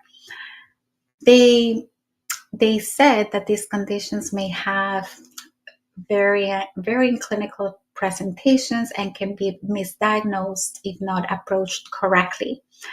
One thing that they failed to do was to describe the impact of autonomic dysfunction on gastrointestinal function, although they did touch on that when it came to the saliva secretion and esophageal dysmotility. So what is exocrine pancreatic insufficiency? And what is the role of digestive enzymes supplementation? The EPI is basically when your pancreas cannot produce sufficient enzymes for digesting and absorbing nutrients. This is a diagnosis that is usually done by your gastroenterologist. Patients with EPI may present with signs and symptoms similar to other GI conditions such as diarrhea, abdominal pain, bloating, excessive gas, and most importantly, unexplained weight loss. So you're not expecting to lose weight. And steatorrhea, so those very smelly, greasy, oily stools. And one way to recognize those oily stools is when the stools get kind of stuck on the toilet bowl or they start floating. That's the most common clinical manifestation of EPI, but it may not appear until the disease is advanced. So a great resource to learn more about EPI is identifyepi.com. I highly recommend it. EPI also may be present in other medical conditions like cystic fibrosis, chronic pancreatitis, pancreatic insufficiency, or even surgical removal or parts of the pancreas or due to cancer or injury. Some individuals with inflammatory bowel disease, like Crohn's disease, may also have some EPI. What I review in literature is that EPI diagnosis is mostly a clinical diagnosis. So they will look into all the symptoms. They will monitor your weight. They might test for fat-soluble vitamins, maybe order a fecal Sudan stain test, where they use a microscopic examination of stool using that Sudan stain to detect fat, and it's the best screening test for malabsorption. So you don't need a stool sample for this. So then why not ask for a fecal elastase as well? This test is also done to look for an enzyme called elastase that is released from the pancreas during digestion. So normally this enzyme will be found in your stools, and if little or none is found, it can be a sign of EPI. Or maybe a quicker way to assess whether you have EPI or not is that they will do a trial of pancreatic enzyme replacement therapy. So managing EPI is with PERT. These are made of glands of pigs because the tissue really mimics the tissue of like humans, and they seem to be the more efficient. Then we have the lifestyle, so it's a well-balanced diet. Frequent small meals is still preferred, avoiding or limit alcohol, stop smoking, and may or may not need to avoid fat or just reduce the amount. Then a supplementation with fat-soluble vitamins is essential just because of the potential malabsorption that still may occur. So pancreatic enzyme replacement therapy is really a prescription medicine that works by replacing the 3 pancreatic enzymes that are normally made by a healthy pancreas. So lipase, amylase, and protease. This is an example, it's not the only option, but just to show you here what is this about. It must be taken with every meal and snack. It cannot be chewed, and because it has a special coating that can withstand the acidic environment, so then it can be released in the duodenum where all the absorption of nutrients occur. What is very interesting is that you need, according to the Creon guidelines, an adult with EPI who weighs over 110 pounds requires at least 36,000 lipase units. And I really want you to remember that number. when we look at the over-the-counter digestive enzymes. Are you experiencing any of these symptoms? If you are, I highly recommend that you keep track of your symptoms for a week or two. After that, take it to your doctor and get a full GI examination. 1, to rule out any other gut disorders, and 2, to, if they had already done that, ask your doctor to test for EPI. Now let's talk about the enzyme supplements that we can purchase over the counter. We will discuss some digestive enzymes that effectively aid digestion first. So do you remember our discussion about FODMAPs? Well, we had an amazing webinar in January, so hopefully you got the link when you subscribe to my mailing list. And you haven't, please send me an email. FODMAP stands for the fermentables, oligos, disaccharides, monosaccharides, and polyols. They are carbohydrates that cannot be digested and absorbed, causing to travel through your gut and be fermented by gut microbes. The enzymes. So why is this important? Because the low FODMAP diet is becoming one of the cornerstones of treatment for IBS, but it's not always effective, as up to 25 to 50% of people may not really react positively to a low FODMAP diet. Also, it may be overly restrictive, and I know many patients already are restricting so many foods, hoping to improve the symptoms.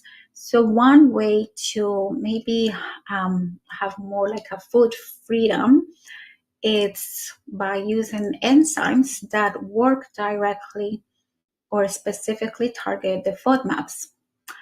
The body doesn't naturally produce these enzymes, only the lactase. But during adulthood, the production of lactase decreases, as I mentioned in my second email. So this is again just the full list of enzymes that can target FODMAPs. Now, so we have digestive enzymes on the market that act on specific foods containing oligosaccharides like fructans and galacto-oligosaccharides, and also other enzymes that can act on lactose and fructose.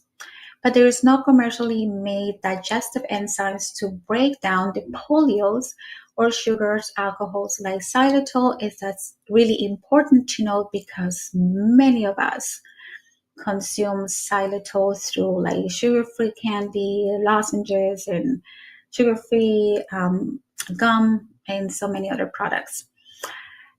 Why is it important to really target these FODMAPs if you're intolerant? Because they are prebiotics, and just because you're breaking down the carbohydrates, it doesn't mean that the gut bacteria is not going to utilize it. It's just going to make it easier. So here are 3 supplements that do have some great evidence supporting the effectiveness to help break down certain carbohydrates.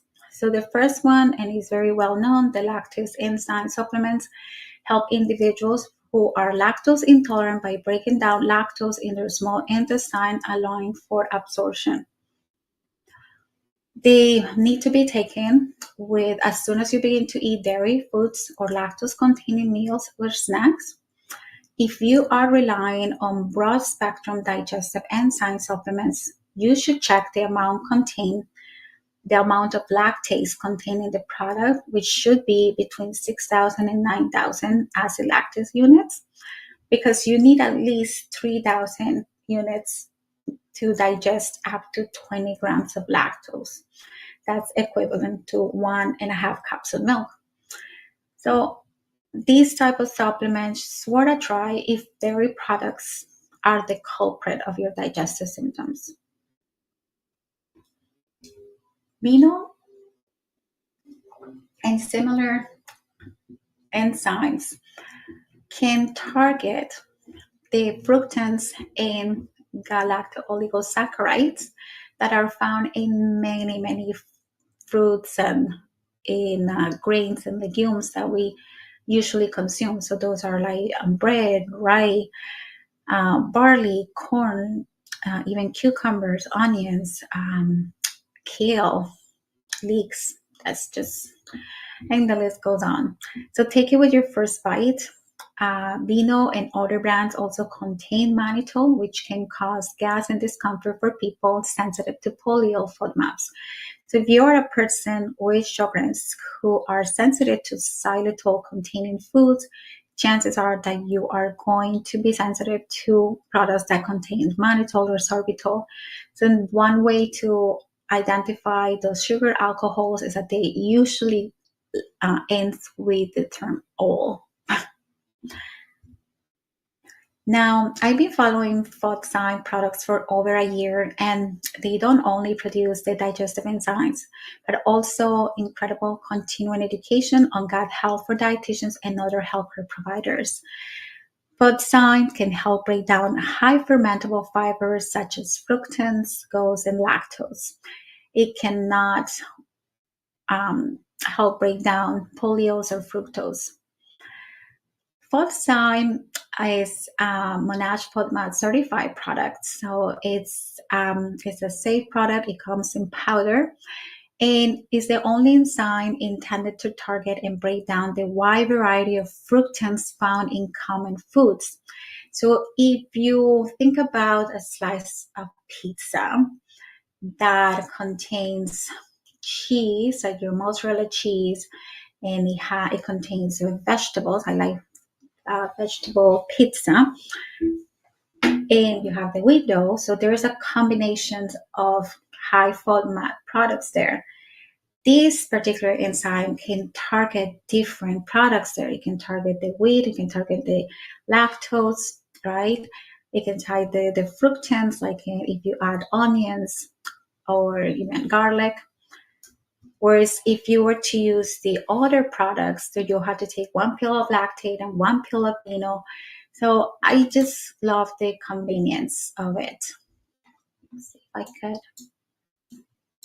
Oopsies.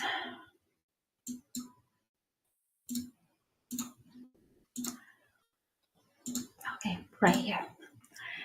So here's how it works.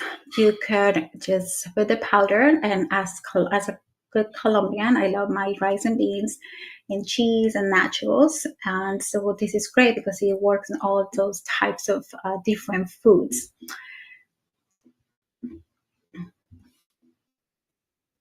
Now,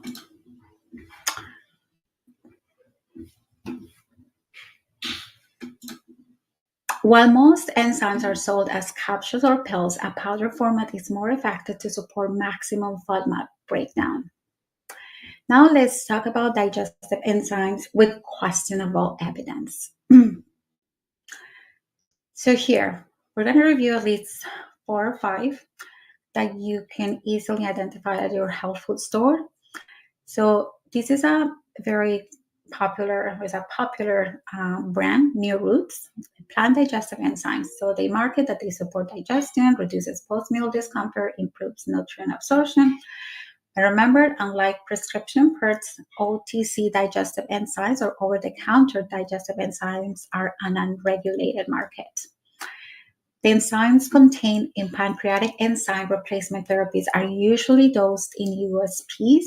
So typically, an adult starts with 25,000 USP per meal, but in this particular case, there's no conversion of the food chemical codex available for USP units. So you don't really know how much you're taking and if it's either effective.